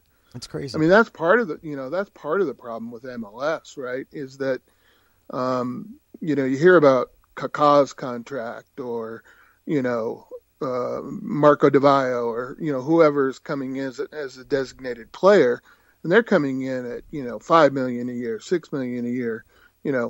Well, in order for MLS to pay for that, you've got a whole bunch of guys who are making $30,000 a year, $40,000 a year. Right. And there was an article in the New York Times a couple of months ago. Some Colorado Rapids players were mentioned in it. Some of these guys qualify for federal aid. It's ridiculous. Yeah. If you're going to try and build a national D1 program and you're paying your employees, less than a living wage. I just don't get it. So, Victor, do you see, like you said, in 15 years, or 10 to 15 years or so, we have a pyramid system in place. Do you think that the wages will go along with that to an extent where it will be similar, like on an English level, where going up through the wage barriers, so that we can possibly see transfers where maybe America can buy and sell players from the lower leagues in Europe as well. So then there's like a transfer market as well, and bring America into the worldwide worldwide transfers. I don't think it'll be that big. I honestly don't. Because I think there's too much competition for the consumer's spending dollar in the U.S., right? So, the money that the NFL makes is so big, and the NBA and Major League Baseball. So, when you've got those three are so entrenched in the U.S. that, when a person decides, am I going to buy season tickets to something, well, I'm going to, I've been on the Denver Broncos waiting list for 12 years. I finally got my season tickets. Yes, I'm going to buy that. I'm not going to, buy, I might go to one game or two games of the Colorado Rapids, but, I'm not going to go to all of them. I just don't see it in the next 15 years being a big enough draw for the U.S. to be competing with the top, Ronaldo level type players. I think I could see it being possibly as big as maybe the Sky Bet Championship, in that that solid, 20 to 30,000 per game, for the good teams, on a pretty consistent basis. I think there is an appetite for that. But I don't have any illusions that soccer, football is going to be, an 80,000 seat every weekend kind of game in this country. No, I don't see it. Yeah, I mean, but it's it's all progress, because obviously if they start bringing in those many fans, then obviously they'll get interest, and then they may get television deals from English and French channels. So we never know. But just taking a little bit aside, Victor, just going back to Iceland just quickly.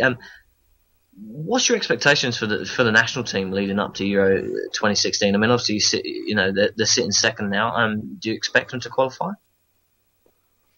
Yeah, I expect them to qualify. I'm sorry, you're 2016 for Iceland? Yeah, to get to the to the Euro 2016. Yeah, I think they will. Yeah, I think they will. I think there's two reasons they will. One, every time anybody talks about having to play in Iceland, they have a psychological advantage. And having been, I've been to a game in Iceland. I went to the World Cup qualifier. They played against the Swiss. Iceland's a unique place. It's got a very strange vibe to it, and the light is kind of funny, and everything's a little off kilter, and you think that there's ghosts coming out of everything. It's a really cool place, but they really do have a pretty distinct home field advantage. So they're going to win a lot of games at home. And if I'm not mistaken, the first two qualify automatically, and then the third place teams do a playoff, I believe, is the format for 2016. So they should be at least in third place in their group. But I'm still thinking they might finish second in that group. Mm-hmm. Okay. Well, good luck to them. I hope it'd be nice to see them in the Euros as well. It'd be nice to see England in the Euros as well, but it'd be nice to see Iceland in the Euros as well. Well, okay. I think England's a lock. I mean, I think they've already got their group pretty well locked up at this point. But that's all we do well is qualify. We don't do anything else. But I'm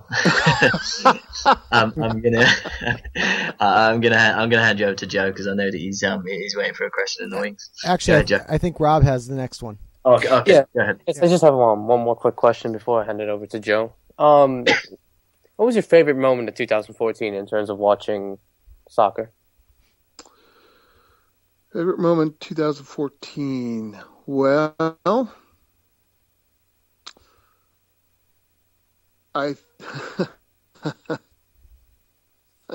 is there any Arsenal fans on the call?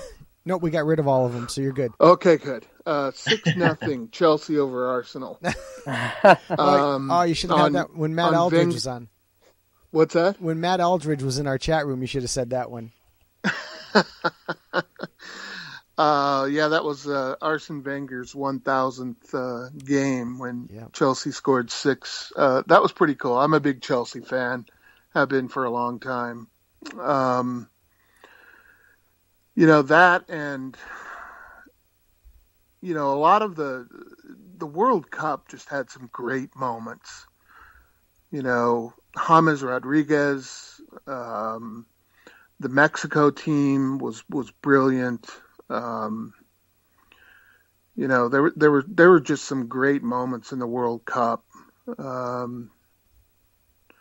But being a Chelsea fan, I gotta say 6-0. All right. Yeah, that sounds about right, given the Chelsea supporter that you are. I'm going to go back to Joe. Yeah, I'm going to actually, Victor, I want to bring it back to the San Diego Flash because this is kind of an interesting concept for me, or an interesting topic.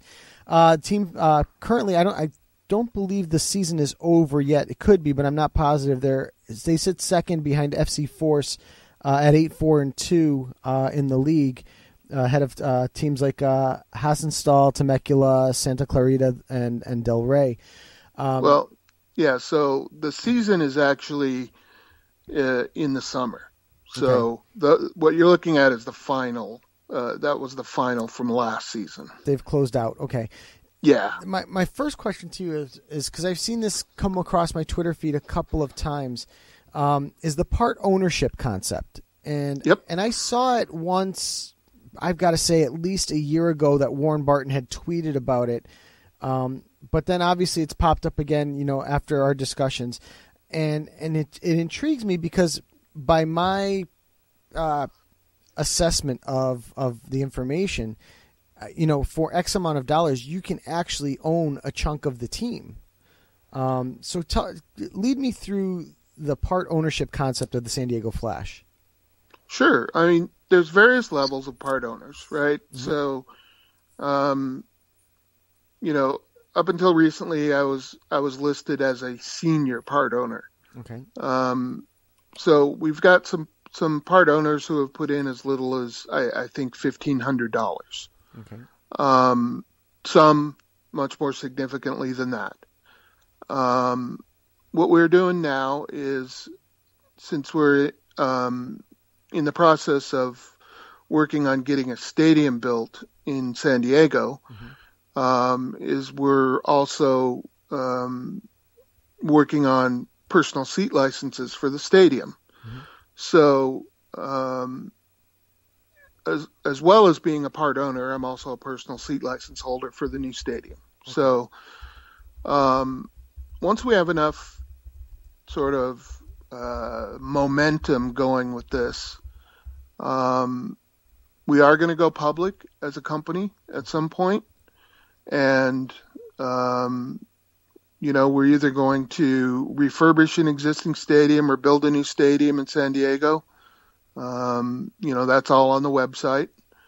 And then, at a later date, depending on where the whole pyramid of soccer, is at that point, that's kind of going to determine our future.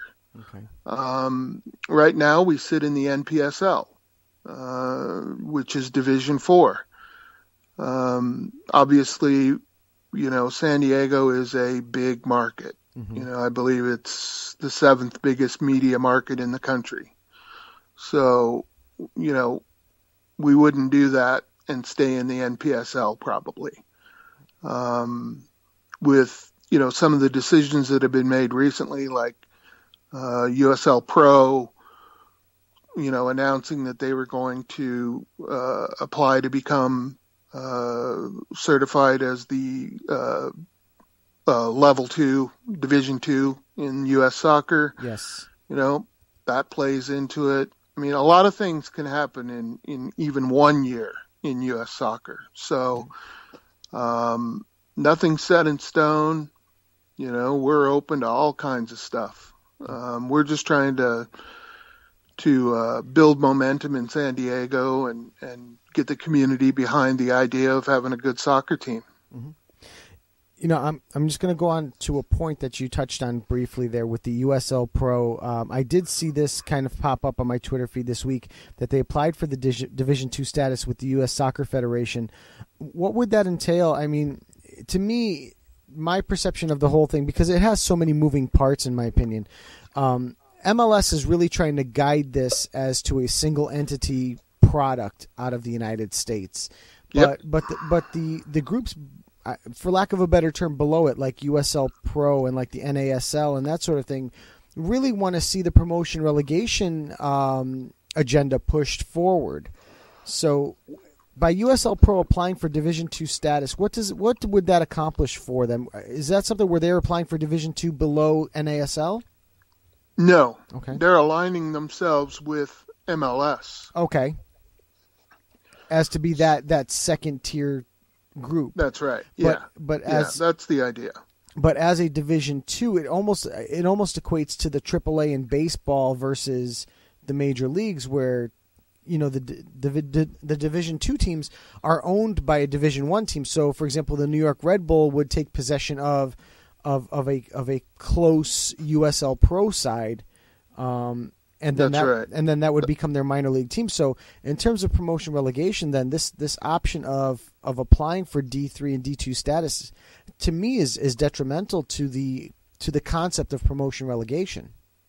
That's the way I see it as well. Yeah. Okay. It's really it's a bit disheartening, really. Because I'm really for open systems. I'm for open access and everything that entails. I'm not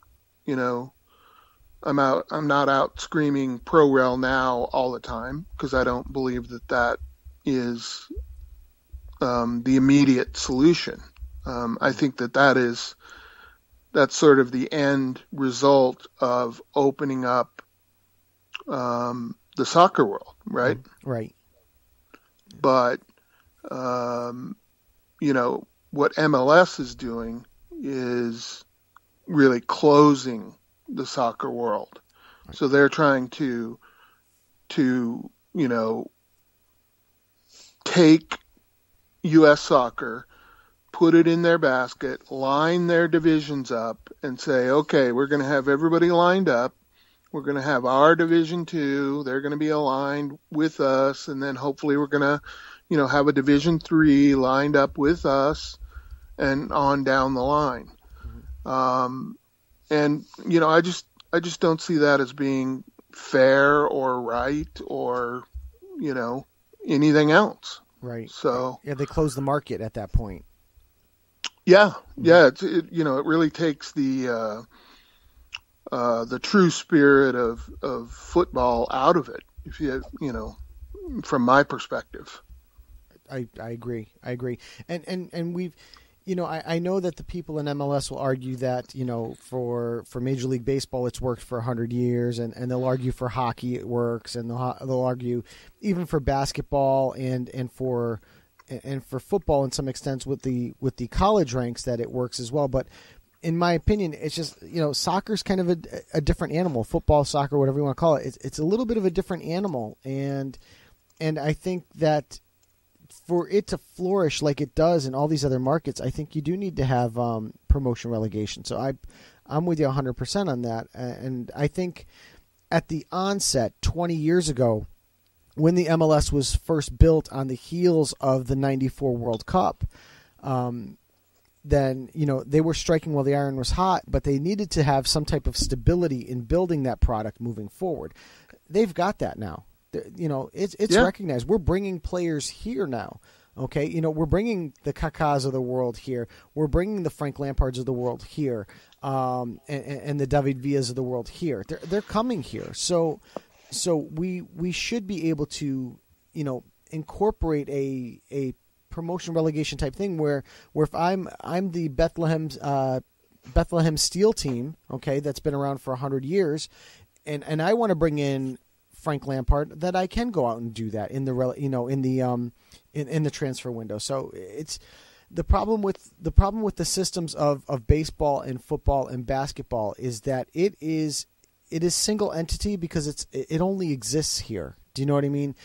Yes. But the baseball leagues, Major League Baseball, only exists truly in the United States. Yeah, I know we have a couple teams in Canada, but it truly only exists here. There's no other place that it exists where I can, maybe in Japan a little bit, but we're seeing a lot of those players being bought and sold, to come over here. So that we're seeing that.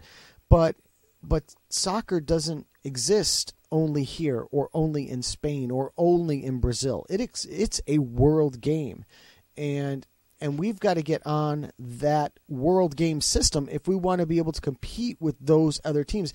I'm going to be honest with you. I think the MLS sides are going to have trouble competing in the CONCACAF Champions League moving forward, just because Mexico can compete. They do have promotion relegation there, and they can develop the country from within as well as bringing in those players. So I think you really have to start looking at that system as MLS or as the U.S. Soccer Federation and say, you know what, we do need to go there, because Jurgen Klinsmann coming in and being the coach and running the soccer federation, that's one step, but this is also a big chunk that needs to be pushed forward and expanded upon, so that we can one day say, you know what, we're not worried about going to play England over at Wembley because we're better than them. Sorry, Ben.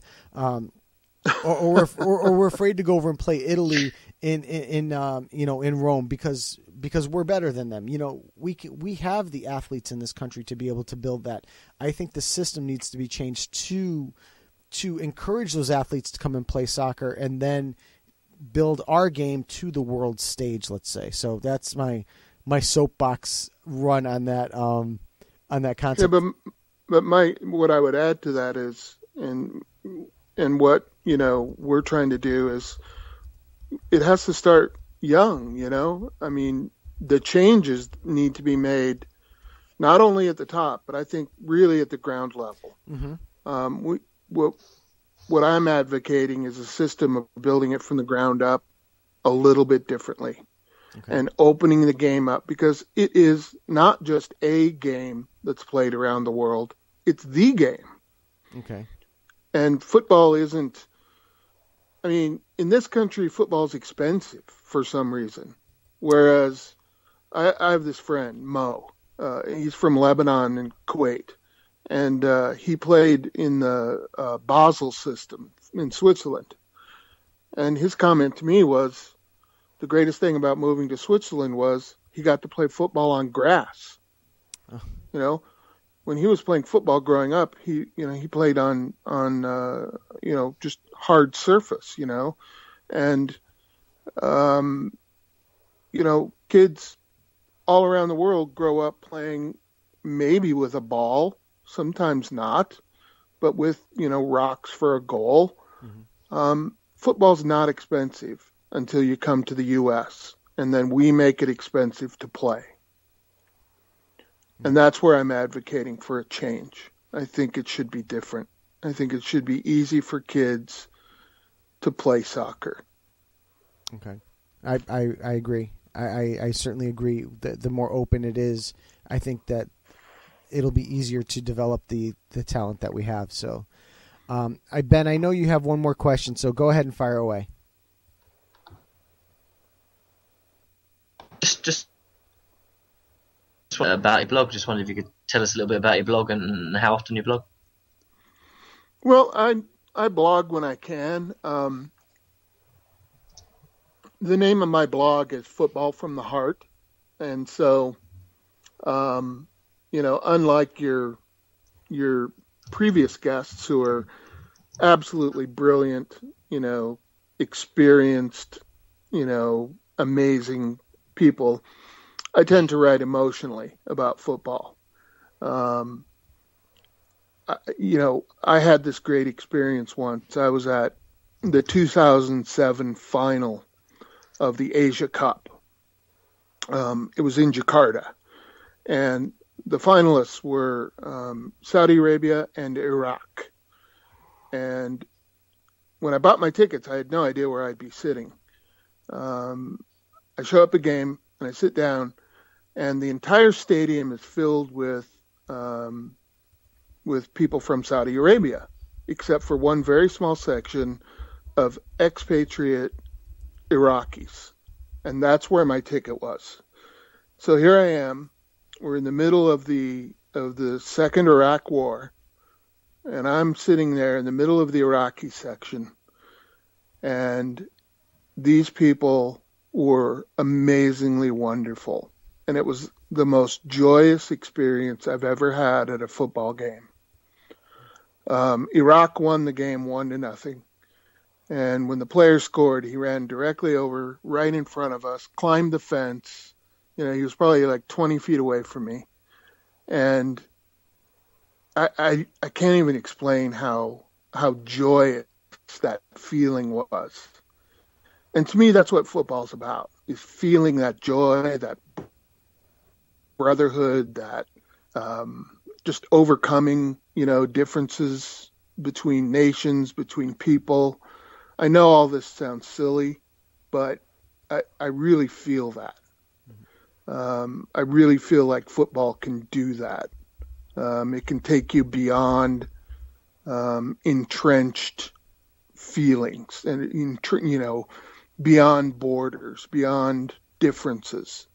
And that day was pretty special. That's a day I'll never forget. I actually agree with you 100%. I do think it is I'm kind of the same. You just, if you're passionate about it, I did say it earlier, I said like I'm going on like a little girl. But if you're really passionate about football, then that's how it is. Like, just to give you an idea, I live in the south of England, but I support a team in the north of England. And when I go to Blackburn games and I sit with the Blackburn fans, and their accent is a lot different to mine. Obviously, if you listen to Newcastle, Liverpool, that kind of area, obviously I'm a bit more common. I live outside of London, but when I go to watch games and other teams is calling them northern, I won't swear on air, but northern monkeys or whatever, and I actually feel like, even though I'm not northern and it's southerners saying it and I'm southern, you know what I mean? It's kind of, I see where you're coming from. It's just what football's about. It's passion, it's emotion, and that's what makes a game. But that was a great story, Victor. Thank you.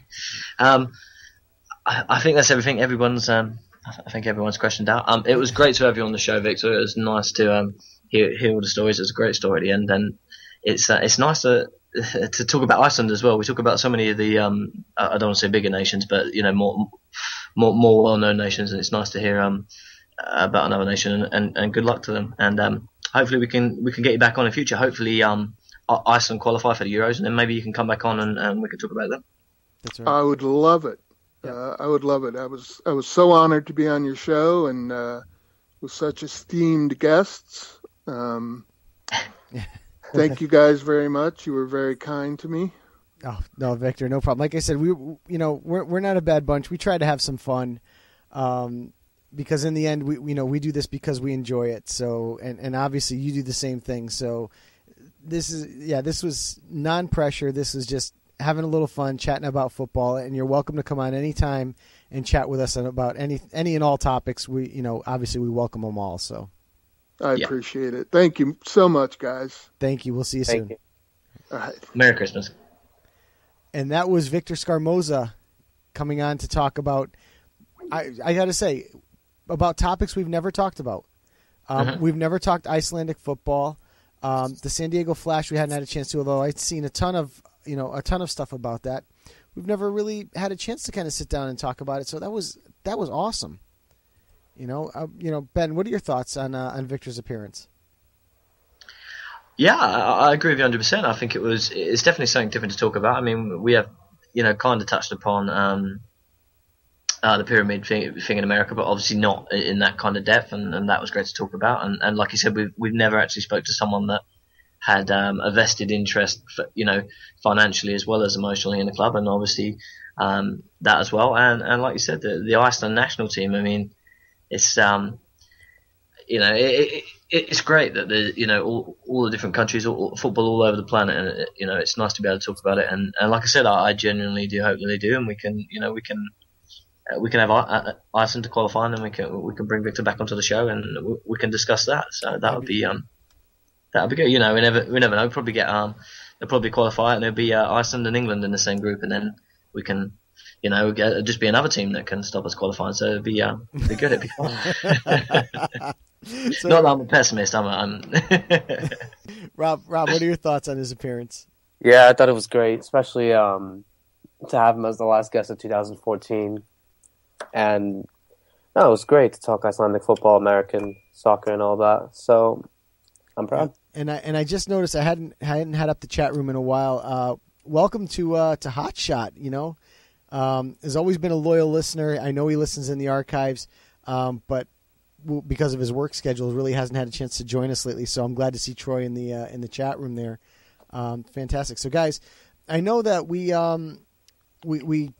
basically kind of from here can fly by the seat of our pants. I mean, we've had a fantastic night, a fantastic run of guests tonight, a fantastic run of guests all year long. I know we have some unfinished business in terms of the Blackburn Banter and the ManCity Corner. I don't know if you guys want to really do the scores and anything like that from the leagues. I guess we could run through our respective leagues, just give the scores and the tables, so that when we come back to it in a few weeks, we'll have a little more. We'll have a little better handle on it. Do you guys want to do that? We'll zip through all the leagues quickly, and then we'll hit the Blackburn Banter and the ManCity Corner. Yep, sounds good. Yeah. All right. So Rob, it's your show, man. La Liga. Let us know what's going on. Yep, we'll do. Just give me 1 second to load up everything. All right. And again, like I said, and Rob, you will certainly have your chance to chat before we close it out. Okay. To start off the weekend, Real Madrid 4-1 victory against Almeria. Obviously, they played on Friday because, given preparation for the Club World Cup that they will be facing, that will have their match tomorrow. 4-1 win against Almeria on Friday. On Saturday, a shocking result: 0-0 draw between Getafe and Barcelona. Valencia 3-0 victory over Rayo Vallecano. Cordoba 0-0 against Levante. Malaga 1-0 over Celta Vigo. On Sunday, he had Espanyol 2-1 against Granada. Atletico Madrid losing 1-0 to Villarreal at home for the first time this season at home. I just want to throw in real quick. I think that was like the first time in 5 years that Villarreal beat Atletico Madrid. Yes, Madrid. That is true. 5 years. Yeah, it was some crazy number. So it looks like Simeone is going to be on the hot seat for a few days. Now that's the best thing that's been said all night. The fact that Diego Simeone would. Let me ask you this: how many teams would jump on the bandwagon to sign him the minute they got rid of him? Oh, Ben, you think Blackburn could do this? Could do that? We don't have a show long enough to talk about the teams that would sign Diego Simeone if they fired him. Let me ask you this, Ben. Let me ask you this: what would happen if Diego Simeone went to Blackburn? I think we'd be back in the Premier League. Well, more than just back in the Premier League. I mean, if you're in the Premier League... you mean like longer term? Yeah, exactly. Do you know what? I honestly think that he would get us back into the Premier League, and I think once the money would come, he would spend the money well, and he would definitely recognise the players coming through the youth players. And I think he's, for me, he's a good, great all-round manager. So I reckon he would, he'd push us in, and I reckon would be a comfortable Premier League team again. I honestly do, but I don't. I'll save it for the corner, but I honestly, I don't think we could probably even pay for 1 week of his wages, really. So, pretty much a part of dream, really. But it's a bit of a depressive Blackburn corner anyway. So we'll leave it till then. Yeah, but that would surely be something if he does leave Atletico Madrid. And how many clubs would be on their knees trying to get him? Oh, so many clubs. Yeah, he's a great manager. To finish it off, David Moyes, Real Sociedad 1-1 draw against Athletic Bilbao. The match that we predicted last week, Sevilla Eibar, we predicted a 2-2 result, if I'm not mistaken. That's correct, 2-2. 0-0 draw. Close enough. Between Sevilla and Eibar. Which is great because, you would normally expect Sevilla to win that match, especially playing at home. So, full credit to Eibar to hold them at 0-0 at home. And again, they're the official team of Low Limit Football. So, them and FC Santa Claus. So, it's like, I guess. do you know? I just had a really weird picture of us lot all in like FC Santa Claus tops, like a Christmas picture. That'd be a strange one, wouldn't it? we could Photoshop it. Yeah, we could actually. We should. I'm very sad, Kerry. This week, my mother-in-law for Christmas, of course I got to pick it out. Originally, it was going to be a Borussia Dortmund Ciro Immobile jersey for Christmas for me, and the beauty of picking out your own Christmas present, I was at the soccer shop and I instead chose the Catalan Barcelona jersey with Messi's number on the back. So I think next year for Christmas I'll ask for the FC Santa Claus jersey. We should do. I think we should. Next year we should all get FC Santa Claus jerseys, and then we can have it as the face of low limit football. Absolutely. So Rob, I didn't know if you wanted to add anything else about the La Liga, because we're not going to do any predictions this week because they won't make any sense in 3 weeks. So yeah, exactly. So, no, I'll finish off La Liga with this final score in the tables. Okay. Deportivo La Coruña 1-0 victory over Elche. At the table, it remains Real Madrid in first with 39 points. In second, Barcelona with 35 points. In third, Atletico with 32 points. In fourth, Sevilla with 30 points. In fifth, Valencia with 28 points. In sixth, Villarreal with 27 points. And Eibar, with that 0-0 draw against Sevilla, puts them to 8th place with 20 points. Only 7 points from Europa League spot. Wow. Wouldn't it be fantastic if they actually qualified for Europa? It'd be amazing. Oh, man. I think until we get to 40 points, let's calm down. Yeah, it's something else. Let them... It's okay. You, one of us has to be pessimistic just to keep the feet on the ground or something. That's right. No, I mean, maybe they'll qualify for the Europa and then just win it. Let's just keep and then they'll move into Champions League, so that'll be fantastic. Oh, wow. No doubt. Yeah. So, all right. So we're gonna head over to France and give you the rundown on the scores here. I'm just gonna load this up quickly. Let's see. So Friday, we had Lyon with a 3-0 victory over Caen. On Saturday, Nantes 2-1 over Bordeaux. Reims 3-2 over Evian. Montpellier and Lens draw 3-3. Lorient 3-1 over Metz.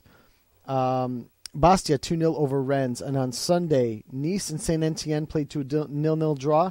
Lille, I don't know where they found the goals, guys, but 3-0 over Toulouse. Guingamp with the big upset at home to PSG 1-0. And in the match that I had predicted, I predicted a 1-1 draw between Monaco and Marseille, and I was upset. Monaco 1-0 at home, defeating Marseille in this one on a goal by Silva I'm just looking at it here quickly as I lost my train of thought, 66th minute, Bernardo Silva scoring for Monaco to take the victory. So going through the Ligue 1 table, we still have Marseille in front. And again, guys, Marseille and PSG both missing chances this week, both losing at the top of the table and giving Lyon a chance to actually creep closer. Marseille on 38 points, PSG in second on 37, Lyon on 36 points. Fourth place, Saint-Etienne on 33 points, Bordeaux on 31 points. Monaco really starting to make a push for the top of the table here on 29 points. You guys remember at the beginning of the season, they kind of sat in that 16th, 17th, 18th place, and they've really made a push to get all the way up to 6th here. They've won 3 straight. Rennes in 7th on 28, Nantes in 8th on 27 points, and 9th and 10th, Montpellier and Reims on 25 points. Propping up the bottom of the table, we have Caen on 14 points, losers of 3 straight. Lens in 16 points, but they've pulled 2 draws in their last 2 matches against a decent Lille side and Montpellier. Bastia in 18th place and 17 points. Then just outside the relegation zone, we have Metz at 19 points. Evian on 19 points as well. Toulouse on 20 with Lorient on 20. Guingamp and Lille on 21 points each in 13th and 12th place respectively. And in 11th, we have Nice. So let's head over to the Bundesliga, Ben, and let us know what's going on over there. Yeah, we're just going to open the scores. On Friday, we had Hoffenheim beating Eintracht Frankfurt 3-2. We had Hertha Berlin beating Borussia Dortmund 1-0, Borussia Dortmund losing again. Werder Bremen drawing 3-3 at home to Hanover. We had Freiburg drawing 0-0 with Hamburger. We had Schalke losing 2-1 at home to FC Cologne. Augsburg losing 4-0 at home to Bayern Munich. Mainz drawing 1-1 with Stuttgart. And on the Sunday, we had Bayer Leverkusen drawing 1-1 with Borussia Mönchengladbach, and Wolfsburg drawing 1-1 with Paderborn. Just going on to the league, starting at the top, Bayern Munich leading the way, 39 points, no losses still, and only 3 goals conceded. We have Wolfsburg back on 30 points, 9 points adrift now. And it's Bayer Leverkusen in third, 6 points adrift of Wolfsburg in second. And we also have Borussia Mönchengladbach and Augsburg also on 24, down in fifth. And then the next 2 teams, Schalke in sixth and Hoffenheim in seventh, both on 23 points. So it's really close, third to seventh, only 4 points. On the bottom of the table, we have Stuttgart rock bottom on 13 points. Then we have 3 teams on 14. Werder Bremen in 17th, Borussia Dortmund in 16th in the playoff place, and then Freiburg in 15th, also on 14 points. And then we have Hamburger in 14th place on 16 points. So over to you, Joe, and Serie A, I believe. All right, let's hit the Serie A scores. On Saturday, we have Palermo 2-1 victory over Sassuolo. I've just got to, just looking at that score quickly, I've got to take a look because I think this Palermo side has really been playing well. I was right. They've 3 wins and 3 draws in their last 6 matches. So doing it to a Sassuolo side that also has been playing fairly well as of late. That's their first loss in their last 6 matches. So again, Palermo 2, Sassuolo 1. Lazio 3-0 over Atalanta on Sunday. The big match that we predicted, or I predicted, 2-0 victory for Juventus. Of course, I was horribly wrong. Way to close out the year. Juventus 1-1 draw at home to Sampdoria. Udinese losing at home 2-1 to Verona. Parma and Cagliari played to a 0-0 draw. Genoa losing at home to Roma 1-0. Cesena losing at home to Fiorentina 4-1. And AC Milan beating Napoli 2-0 in Milan. On Monday, we had Empoli and Torino draw 0-0, and Inter beating Chievo earlier this afternoon 2-0. So heading over to the tables in Italy, we have Juventus leading the way on 36 points. Roma creeping a little closer, taking advantage of the draw from Juventus on 35. Then we go all the way back to 26 points for Sampdoria and Genoa and Lazio. On 6th place, just outside the European positions, we have AC Milan on 24 and Napoli on 24. Fiorentina in 8th place on 23. Udinese and Palermo on 21 points each as well. Propping up the bottom of the table, we have Parma on 6 points. Cesena on 8 points, losers of 4 of their last 5. Cagliari on 12 points.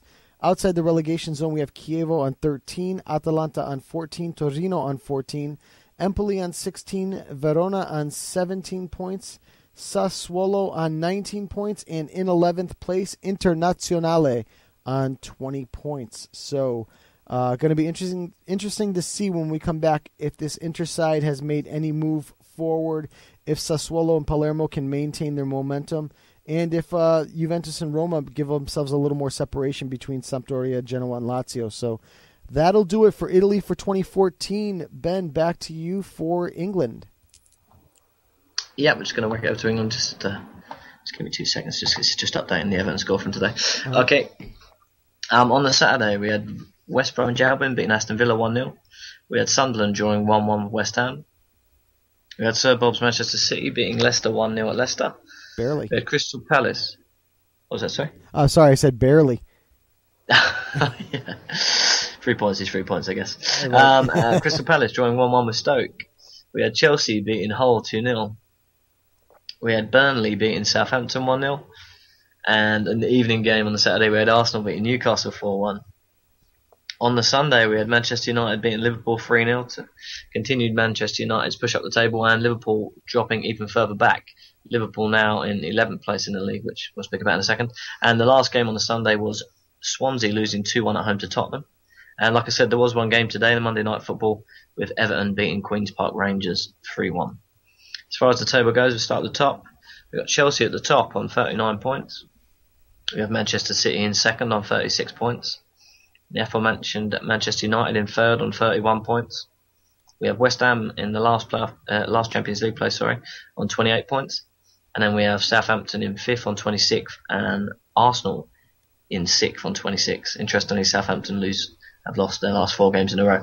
Then it's down to Tottenham in 7th, Newcastle in 8th, Swansea in 9th, And then Everton and Liverpool both back in 10th and 11th respectively, both on 21 points and both interestingly 7 points adrift of the Champions League. As far as the bottom of the table goes, we have Leicester rock bottom of the table, lost 5 of their last 6 on 10 points, and we have Hull in 19th on 13 points, QPR on 14 points and 18th, and then we have Burnley in 17th on 15 points, and Crystal Palace in 16th also on 15 points, and then Sunderland in 15th on 16 points. And that's the leagues all done and finished. All right. One other thing, one thing quick. We didn't finish going through the Champions League matches. Did we select a Basel Porto winner? I think we all said Porto. We all said Porto. Yeah, we all said Arsenal. Bayern Munich, Shakhtar Donetsk. Bayern. Yep, easy one. Real Madrid, Schalke. Real Madrid. Yep. Easy one. And Juventus, Dortmund. Be careful what you say, guys. I'll let Rob go. It's a bit tough. You know what? I'm going to put the dice. I'm going to roll the dice here and say Juve. Ben?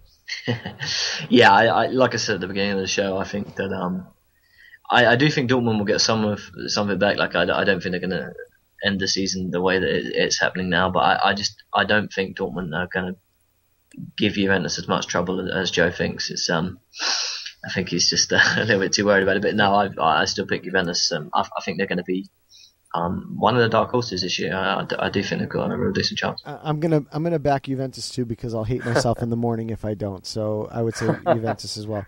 And SirBob, I didn't diss you. You know deep down inside we root for Man City here. So I apologize if you took that as a diss. No. I don't root for Man City. Nah. Okay, SirBob, deep down inside I root for Man City. Okay, yeah. I do root for Chelsea too. I like the way they play. I've always have. But I do root for Man City. I certainly wouldn't be caught dead rooting for Manchester United. So, So no, I mean, in fairness, I do. I know secretly Bob does. He does like Blackburn as well. He likes to tease me and punish me because obviously I don't get enough punishment from my team already. and I'm not neglecting the Man City Barcelona matchup for the Champions League. Just that's going to be our SirBob ManCity Corner, so we're going to talk about it in a few minutes. So let's head over to the Europa League, guys, because we didn't talk about that. I'm going to go through the matchups. I don't know if you guys have had a chance to do any homework on it, but I'm just going to run through the matchups and basically maybe we'll pick out a couple of intriguing matchups for us. So the seeded teams will be listed second, so the non-seeded teams are listed first. So we have Young Boys of Switzerland versus Everton. We have Torino of Italy versus Athletic Bilbao of Spain. We have Sevilla of Spain against Mönchengladbach. Sevilla, by the way, the defending Europa League champions, against Borussia Mönchengladbach of Germany. Wolfsburg of Germany versus Sporting Lisbon of Portugal. Ajax versus Legia Warsaw of Poland. AAB of Denmark versus Club Brugge of Belgium. Anderlecht of Belgium versus Dinamo Moscow of Russia. Dnipro of Ukraine versus Olympiacos of Greece. Trabzonspor of Turkey versus Napoli of Italy. We have Guingamp of France versus Dinamo Kiev of the Ukraine.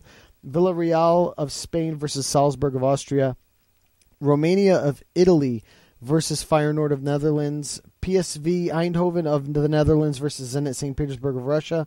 Liverpool of England versus Besiktas of Turkey. Tottenham of England versus Fiorentina of Italy. And Celtic of Scotland versus Internazionale of Italy. Rob, I'm going to go to you first. Of all of those, actually, you know what, Rob? I'm going to bypass you to Ben because Ben actually did some homework on it. So, okay, yeah. So, okay, I'm heading to Ben because he actually is going to start. He's going to probably sound the smartest of the three of us. So, Ben, go ahead. Yeah. What did you? Which interesting matches you got there? It's actually really brief. Actually, usually I do more than this, but however it's said. No. There's just a few things I thought were interesting, really, to take from it.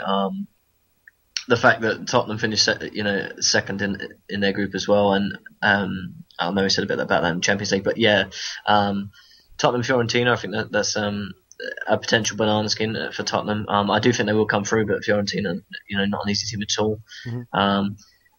I think Everton have got a decent draw versus Young Boys, although they did come through and look okay in the group stages. I think Everton are going to have too much, especially over two legs. I think Roma should come past Feyenoord. Roma for me, big favourites for me for the Europa League. I think Napoli got a really decent draw with Trabzonspor. I think Napoli definitely to come through. Celtic versus Inter was the one that was plastered all over the BBC website for some reason this morning. Something about Scotland not doing very well in European competitions, and I think you can see that by the quality in the league. But I think Inter's going to come through that. I just don't think Celtic, they're not even as good as they were 5 years ago, and 5 years ago they wasn't really making too much noise either. Mm-hmm. But for me, the most interesting tie around, obviously because of Brendan Rodgers as well, is the Liverpool-Besiktas tie. I really think that's the one that stands out because Besiktas looked really good in the groups and Liverpool looked awful. It's a tough tie, really. I don't think Liverpool particularly wanted a team as good as Besiktas, if I'm honest. I think I know you were saying earlier, Joe, you think it's a bit of everything. It's not so much the goal scoring, but I just think that it's kind of something that's reverberated across the whole team. Like, because they know they're not getting very many goals up top, it kind of, the midfielders' heads kind of drop because they're thinking, creating chances for someone that's not going to finish it. And then the defence are kind of, then they're looking forward thinking, well, if we're not scoring goals, what can we really do? And it's kind of, and then Mignolet's been dropped. And I just think there's so many things going on and it's kind of, they're all being combined together. But obviously not having a striker that's scoring goals is definitely causing a problem for it. But I don't think Sturridge is going to be back for this game as well. Actually, is it? It's early February actually, so no, he may be back if he's fit enough to play. But still, guys, Besiktas not an easy game, Joe. No. What do you think? 2 legs. I mean, it really. I know obviously we've got a lot of games to play between them, and there's nothing to say that Liverpool can't go on a run of form. But you've got to think. I mean, they didn't really do anything against Man United, and they just looked like a fragile team. 7 points adrift. I mean, at least Everton can say, well, we came through our group. We're going in, going into this next round with momentum, at least European wise. Liverpool have got nothing, absolutely nothing coming into this, and this Besiktas team are going to be full of beans, and there's no pressure on Besiktas. They're not the bigger team. They know they're not expected to win, and they know that as well. Mm-hmm. And I think this is a very big potential for a banana skin if Liverpool don't improve their form by then. I honestly think if this Liverpool play Besiktas now, I think Besiktas could beat them over 2. I would agree with you on all fronts. Liverpool's probably got, a month to right the ship here a little bit under Brendan Rodgers to get Mario Balotelli scoring goals and moving things forward and in the right direction before they head over to Turkey, because that, like we had said earlier in the show, Turkey's not the easiest place to play a match in. And, Galatasaray, like I said, Juventus learned it last year. Besiktas won their group, so they're gonna be a difficult side to play. Even Napoli's going to have a little trouble with Trabzonspor because that's not an easy side to get through. So Liverpool really has to focus on what they do in the transfer window coming up here in January. They're going to have to, again, right the ship and get things moving in the right direction, first at home in the domestic league. And then I think if they do those things, then they'll be in a better position to really give Besiktas a go and possibly advance out of the round of 32. So, Rob, what are your thoughts on that? Yeah, I think Liverpool and Besiktas will be an interesting match. Hopefully Besiktas can give the match that Liverpool truly deserves. So, and Sir Bob's putting in the chat that he thinks Rafa Benitez is coming back to Liverpool. I don't know that Rafa's actually unhappy in Napoli. He kind of gets everything he wants at Napoli, so I don't know that he's ready to leave Italy. I think he's kind of happy where he is. So that would have probably been a better question for David Almoyal a couple weeks ago. So I think sorry, just before we go off it, I think that he is right that I think a lot would have changed with Liverpool by the time this game is played. I think at very very least that they will have another striker in the ranks. I think they've kind of fell foul to the Man City curse of only having 3 strikers as well. I think that has hurt them. Yeah. With Sterling paying on the point of a diamond, you can't. And so I do think they need to go out and they need to spend some money, and they need to bring in a proven goal scorer. And I think that's and possibly a new manager is definitely going to define a lot more of their season, because if their season goes down the pan and they don't bring a trophy down and they get knocked out in the Europa League, then I can't. There's no way Brendan Rodgers is going to be there to start next season. No. Any return of Daniel Sturridge? I believe he was supposed to be coming back late January, early February, but obviously he has to get fit before he's going to come back into the team. So I would expect not to see him till around middle of February. I wouldn't expect. He might not be in full form by the time they actually play that first leg against Besiktas. So that could be an issue. So I do agree with that. Any other matches that you wanted to chat about? No, I think we covered them all really. I think that.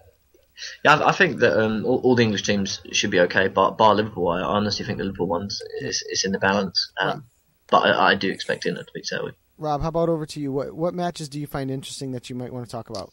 I think I guess I'd like to mention the match that's really interesting is Roma Feyenoord.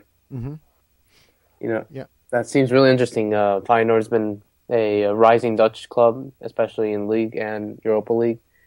And Roma is hoping to recover from their Champions League failure and hopefully do something well in Europa League. Yep, surely. Roma really just needed to, think about it. They were injury time seconds away from advancing from that group, and went from that to being knocked out of the Champions League. So they certainly have something to prove. And again, like you said, the Feyenoord side is very good. I think they're second or third currently in the Eredivisie. So. Certainly not going to be a pushover, and I would agree with you. That's going to be an intriguing matchup to see how those two teams fare. But I think in the end, Roma will definitely advance out of that. But it's not going to be in as easy a road as you would think. I was actually just before we come out of the Europa League, I did have a quick check on the odds earlier on. I just wanted to see if they did install Roma as the favourites dropping out of the Champions League, and they did. They've gone straight in as favourite. They're Roma's favourite to win the entire group, the entire competition at this point, or? Yeah, it's Roma, Napoli, Liverpool, and then Inter, Everton. But God knows how Liverpool are third favourites. But Roma favourites. Yeah. Wow. Okay. Any other things that you want to add in there, Rob? Nope. No. All right. For me, just looking at them, I'm just going to run down the list real quick. Torino Athletic, Torino's not playing well right now on the domestic side, so I think Bilbao could actually snipe them there and knock them out. I think Everton's definitely going to beat Young Boys. I don't think there's going to be much question there. Sevilla, Mönchengladbach, and Wolfsburg Sporting, I think, are two of the marquee matchups in this round of the competition. Big teams playing very, very well in their domestic leagues, going to face up against each other. I couldn't ask for anything more. So I think those are going to be two matches to watch. I think Ajax is going to probably get by Legia. Club Brugge, Belgium, is going to be an interesting battle as well. Club Brugge and AAB. AAB did very well in taking second in their group, so I think that could be an interesting matchup overall. Anderlecht, Dinamo. Now Anderlecht is a team that got knocked out of the Champions League. I think they'll probably handle Dinamo Moscow, but you can never say. Olympiacos, Dnipro from Ukraine. Olympiacos, I'm sure, wants to prove a point here. I'm surprised, Ben, that the Olympiacos didn't show up on your odds search there. I can have a quick look. Yeah, I'm curious because I would imagine they're going to be pretty high up on the food chain there. Napoli should definitely dispose of Trabzonspor, but sometimes you'll never know what kind of Napoli you're going to get. Guingamp and Dynamo Kiev. I think Guingamp, it was wonderful that they had the nice showing against PSG this weekend in the domestic league, but Kiev is a very strong side. I don't think they'll get by them. Villarreal should handle Salzburg rather easily, and I think Roma will handle Feyenoord in the end. I think it'll be a little closer than most expect. Wow, that's interesting. Olympiacos is not even in the top 10. Ben, that's your dark horse there. That one might be worth a few quid, I would say. But Roma definitely over Feyenoord. PSV Zenit, I think Zenit has got a point to prove as well. Ben, if you've still got the odds up, I would be interesting to see where Zenit sits on the gambling list, because that's another strong side that I would think would be rated rather highly. Liverpool will get by Besiktas, but it won't be easy. I'm going to go against you, Ben, and I'm going to say Fiorentina's going to take care of Tottenham. I think this Fiorentina side is better than most people think, and they have a lot of team speed. So, and then Inter and Celtic. Celtic have been through by the skin of their teeth 2 or 3 times in this competition. As poorly as Inter can play at times, I think Inter will dispose of Celtic in this one. So that's my overall opinion of the Europa League. I can't wait for the competition to get going. One thing I want to mention, we had talked earlier about the name dropping, about how Jeremy St. Louis dropped our name again on the air, which is fantastic, and we thank him every time he does it. But he's the what if segment on beIN, I think, was a competition where basically a combination of the Europa League and the Champions League to have one competition in Europe instead of two. So if SirBob is up to the challenge of running the simulation over time, certainly don't kill yourself over a weekend. What we could do is take these 32 teams plus the 16 in the Champions League, put them all into a pot and see what happens. We can use the FIFA rankings and do it as a head-to-head a la NCAA tournament and see what happens. You know, I think we'll probably end up with the Champions League champion as winning it all, but I think it'd be an interesting experiment. So, SirBob, if you're up to it, we'll chat over the holidays and see if we can get that simulation running. So that'll do it for Europa. Ben, take us to the last Blackburn Banter of 2014. Yep, it's the last corner, and it's a disappointing one to end the year on. Brentford beat Blackburn 3-1. I actually listened to the game, couldn't get a stream to watch the game, but from what I could hear, it was really 3 very poor goals that they conceded, and should have stopped them all. Really, a team that's fighting for the playoffs, and lost again. They looked semi decent going forward, definitely enough to get something from it if they'd defended properly, but they didn't, and that definitely cost them. Now 4 points adrift of 6th, which is unfortunate. We definitely need to shut on at home next, and we need to pick up some serious points in the next 3 games before Christmas to go into the new year with a decent shot. But bad news coming out of Blackburn today is that they've just been given a transfer embargo where the wages are too much in comparison to what they're bringing in, because of Steve Keane bringing in a lot of players that Blackburn couldn't afford. And obviously, the average attendance has dropped from 22,000 to about 14,000, so that they just can't afford to pay them at the moment. And obviously, the TV revenue, you can hear it from the playoff final. They say it's a £100 million game because of that, and obviously that money's not in Blackburn anymore because they're in the Championship. But either way, the embargo means that Blackburn can't sign anyone during the transfer window that has a fee, so they can only loan and free transfers. So that's unfortunate, and hopefully the players we have on loan don't get recalled, because if they get recalled, we've really got no way to replace them, because like I said, we can't go out and spend anything at all. So hopefully we keep the players and we can hold on, because otherwise we're going to be in some real trouble. Yeah, that is some disheartening news coming out of Blackburn. So anybody that you see on the horizon that they could possibly pick up on loan or free transfer? To be honest, I think that they're going to look to keep the players that they've got. I mean, I think ironically this is one of the better teams we've had. They were definitely the best team we've had in 3 or 4 years, and the best squad. Just for me, we've got a few players on loan that need to be kept, and especially the goalkeeper, who's had a really good season. And I think that we just need to keep the players we've got. And I think that's what they're going to try and do. They're going to do the best to do that, and I'm sure we'll be there or thereabouts. But like I said, it is a young team, and it's a young manager, and I think that they're still learning as they go. And it's frustrating to watch at times, because obviously young players and young managers make mistakes, and when you've got a team that's 75% young players and a manager that's young, you kind of have to expect it to an extent. But like I said, the fans are still behind them, and they're still there every week. But we're going to need to pick up some points before Christmas, because if we get too far adrift, then you could see heads maybe falling. But if we can pick up 5-6 points in the next 3 games, then I'm sure we'll be there or thereabouts. But we just have to see what happens, and hopefully I'll keep you informed. It'll be more positive news next time. Right. No, I agree.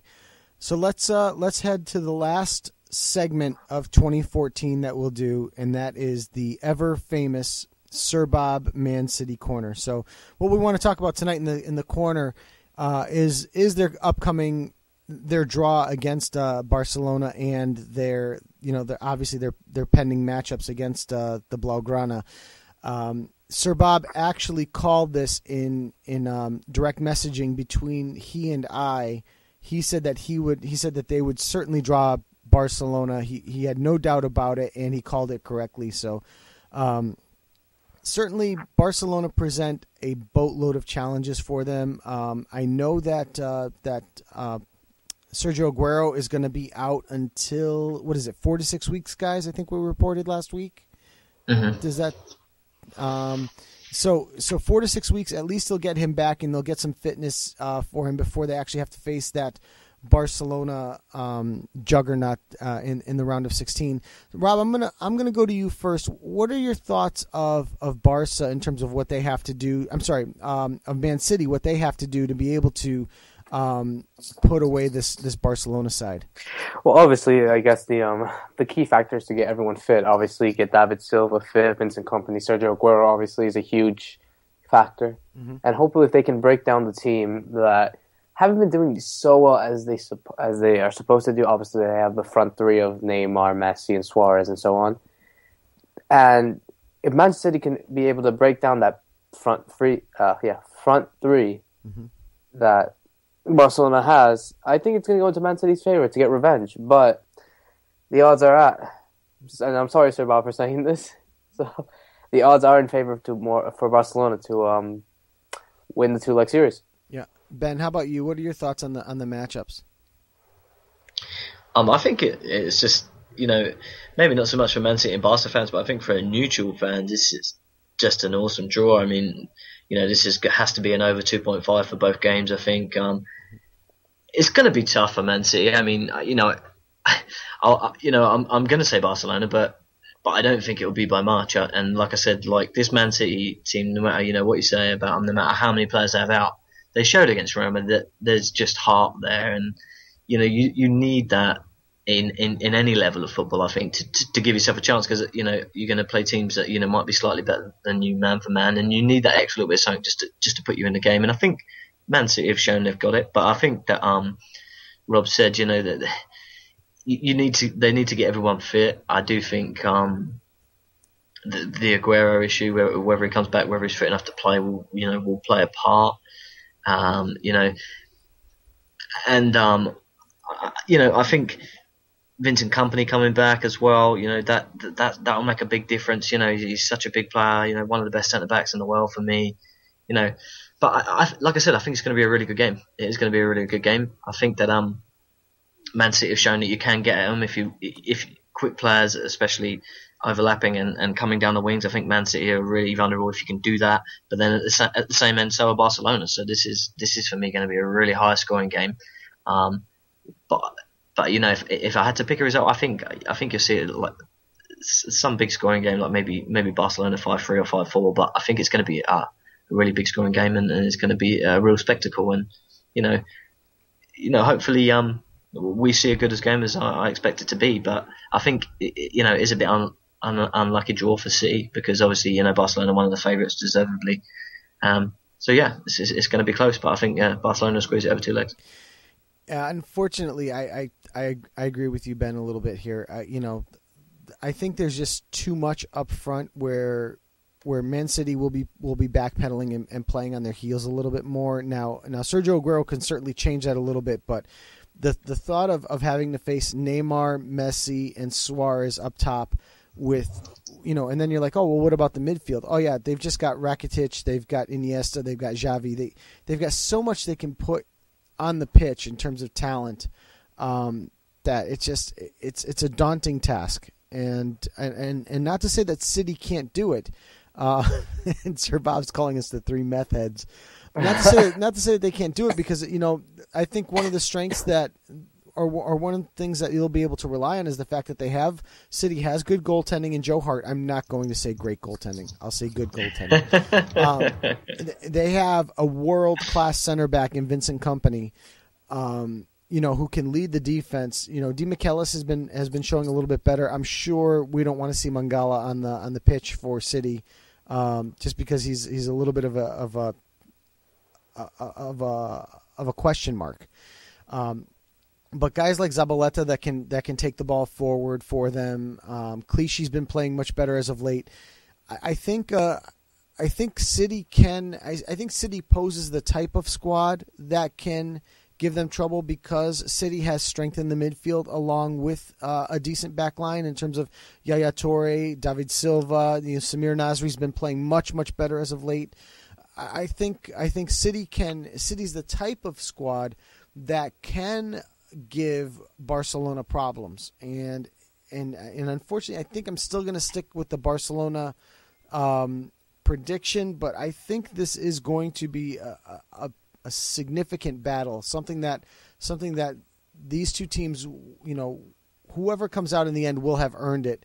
SirBob, not for nothing, I hope that Man City moves forward and beats Barcelona because it'll make up the show segment for about 3 more months. So, I won't have to do anything. We could just have a show where Rob and SirBob just have a big. I won't have to do big conversation. What you should both be happy about is used to having a great Champions League game, and I've got a transfer embargo, so you should just just take that and take the faith. But it's going to be a great game. It's going to be a great game. They're both world class teams. So at the end of the day, and this is what the Champions League's about. It's the champions facing off, and this is it. And that's right, and that's exactly what we've got. So so hopefully, I certainly don't think that this will be short on entertainment. Let's put it that way.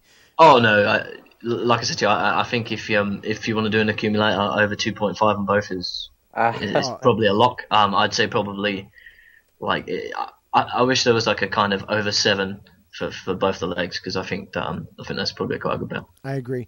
So Rob, before we close out 2014, I know you had something to say, and I have the list of this year's guests that we've had on. So do you want to jump in here and say what you had to say? Yeah, I do. Go ahead.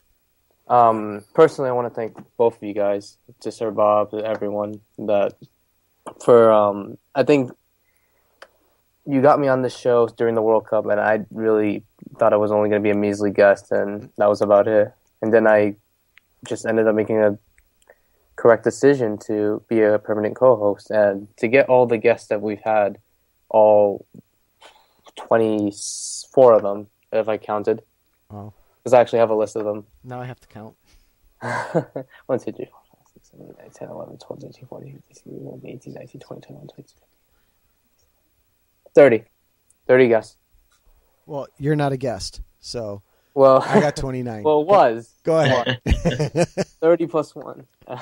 No, I really want to thank you guys for giving me this opportunity, and hopefully once 2015 comes along and I graduate high school, this could be something that I could put on my resume and hopefully go for my ambition as a journalist. Rob, that's a dream.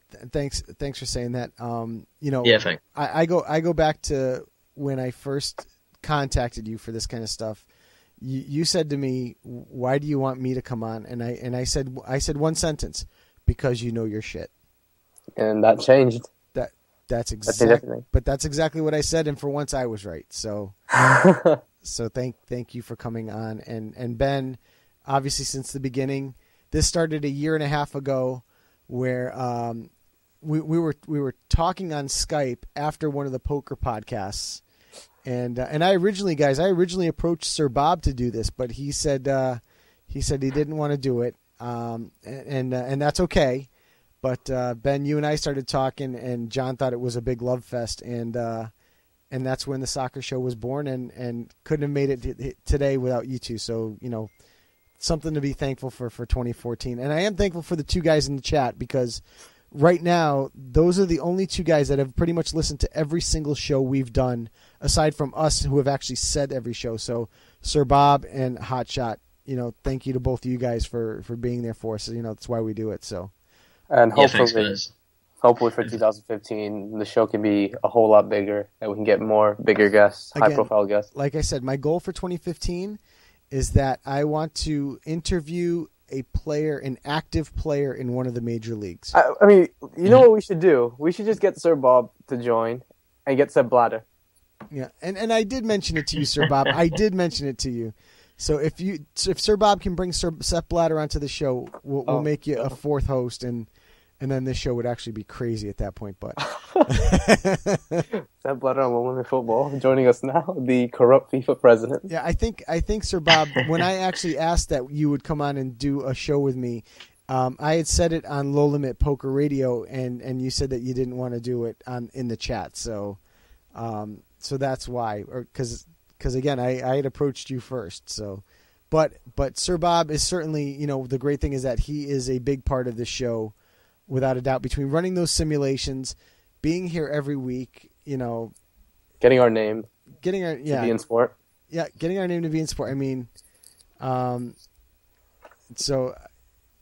I thought you said you didn't want to do it, so I apologize if that's the case. But and again, I'm happy that you're there. So I think it's great to everyone that listens. Like I said, like SirBob and Hotshot there every week, and just everyone that listens to the show. It's we do this for fun. And obviously we enjoy talking and on and off air, right. But to be able to do this and to have people listen and to be able to interview all these great guests and to let other people get their questions as well to these great guests. It's this show doesn't work with any of these links missing. So everyone plays their parts, and it's turned into a real great show.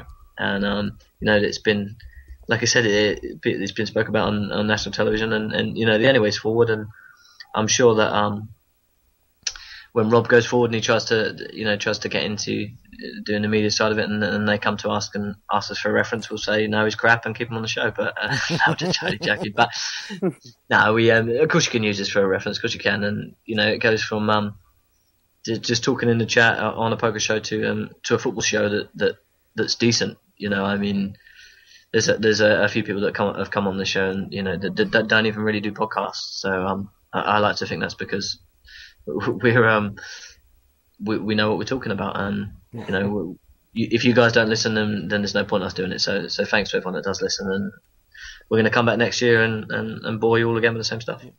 So one thing that made this show what it is, at the end of this year, as opposed to what it was at the beginning of the year, is the guest list, is the people that we've had on this show. Every single one of them has been fantastic. So right now I want to take a minute to thank all of the guests that we've had, starting with, and Rob, like I said, you're not on this list. And I think SirBob's mad at us. I hope he's not. We'll have to get him in.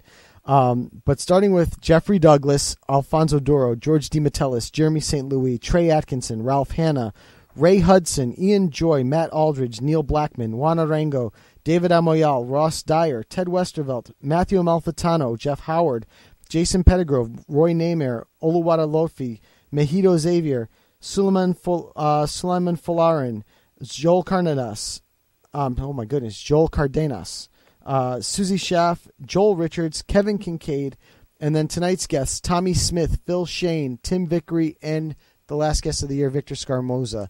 So, again, thank you to all of them for coming on the show. As we pester you on Twitter to get you to come on. I really hope I didn't piss SirBob off, because that'll be really unfortunate if I did. So any other closing words before I want to hit the exit music?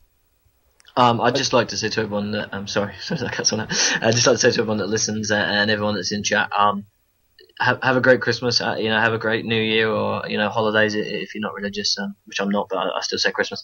But yeah, just have a great holiday, and spend it with your family and your loved ones, and and then we'll come back in the new year and when we'll talk some more football. And Rob, how about you? Yeah, I just want to mention to everyone that's listening, have a great Merry Christmas, Happy Holidays, and a Happy New Year as we look forward to 2015. So, and here's the exit music. So, we will be returning on January 5th. We'll, of course, over the holiday be efforting a couple of guests to see what we can get on here for episode 56. So, I want to pass along to everyone as well a very Merry Christmas, a very Happy New Year, Happy Holidays. Be safe as you're out there visiting with friends and family, and remember that's what it's all about. So, for episode 55 of Low Limit Football, I'm Joe Usello. And I'm Ben Shane. I'm Roberto Rojas. Thanks for joining us again, and Happy New Year. Thanks for listening. Happy Holidays.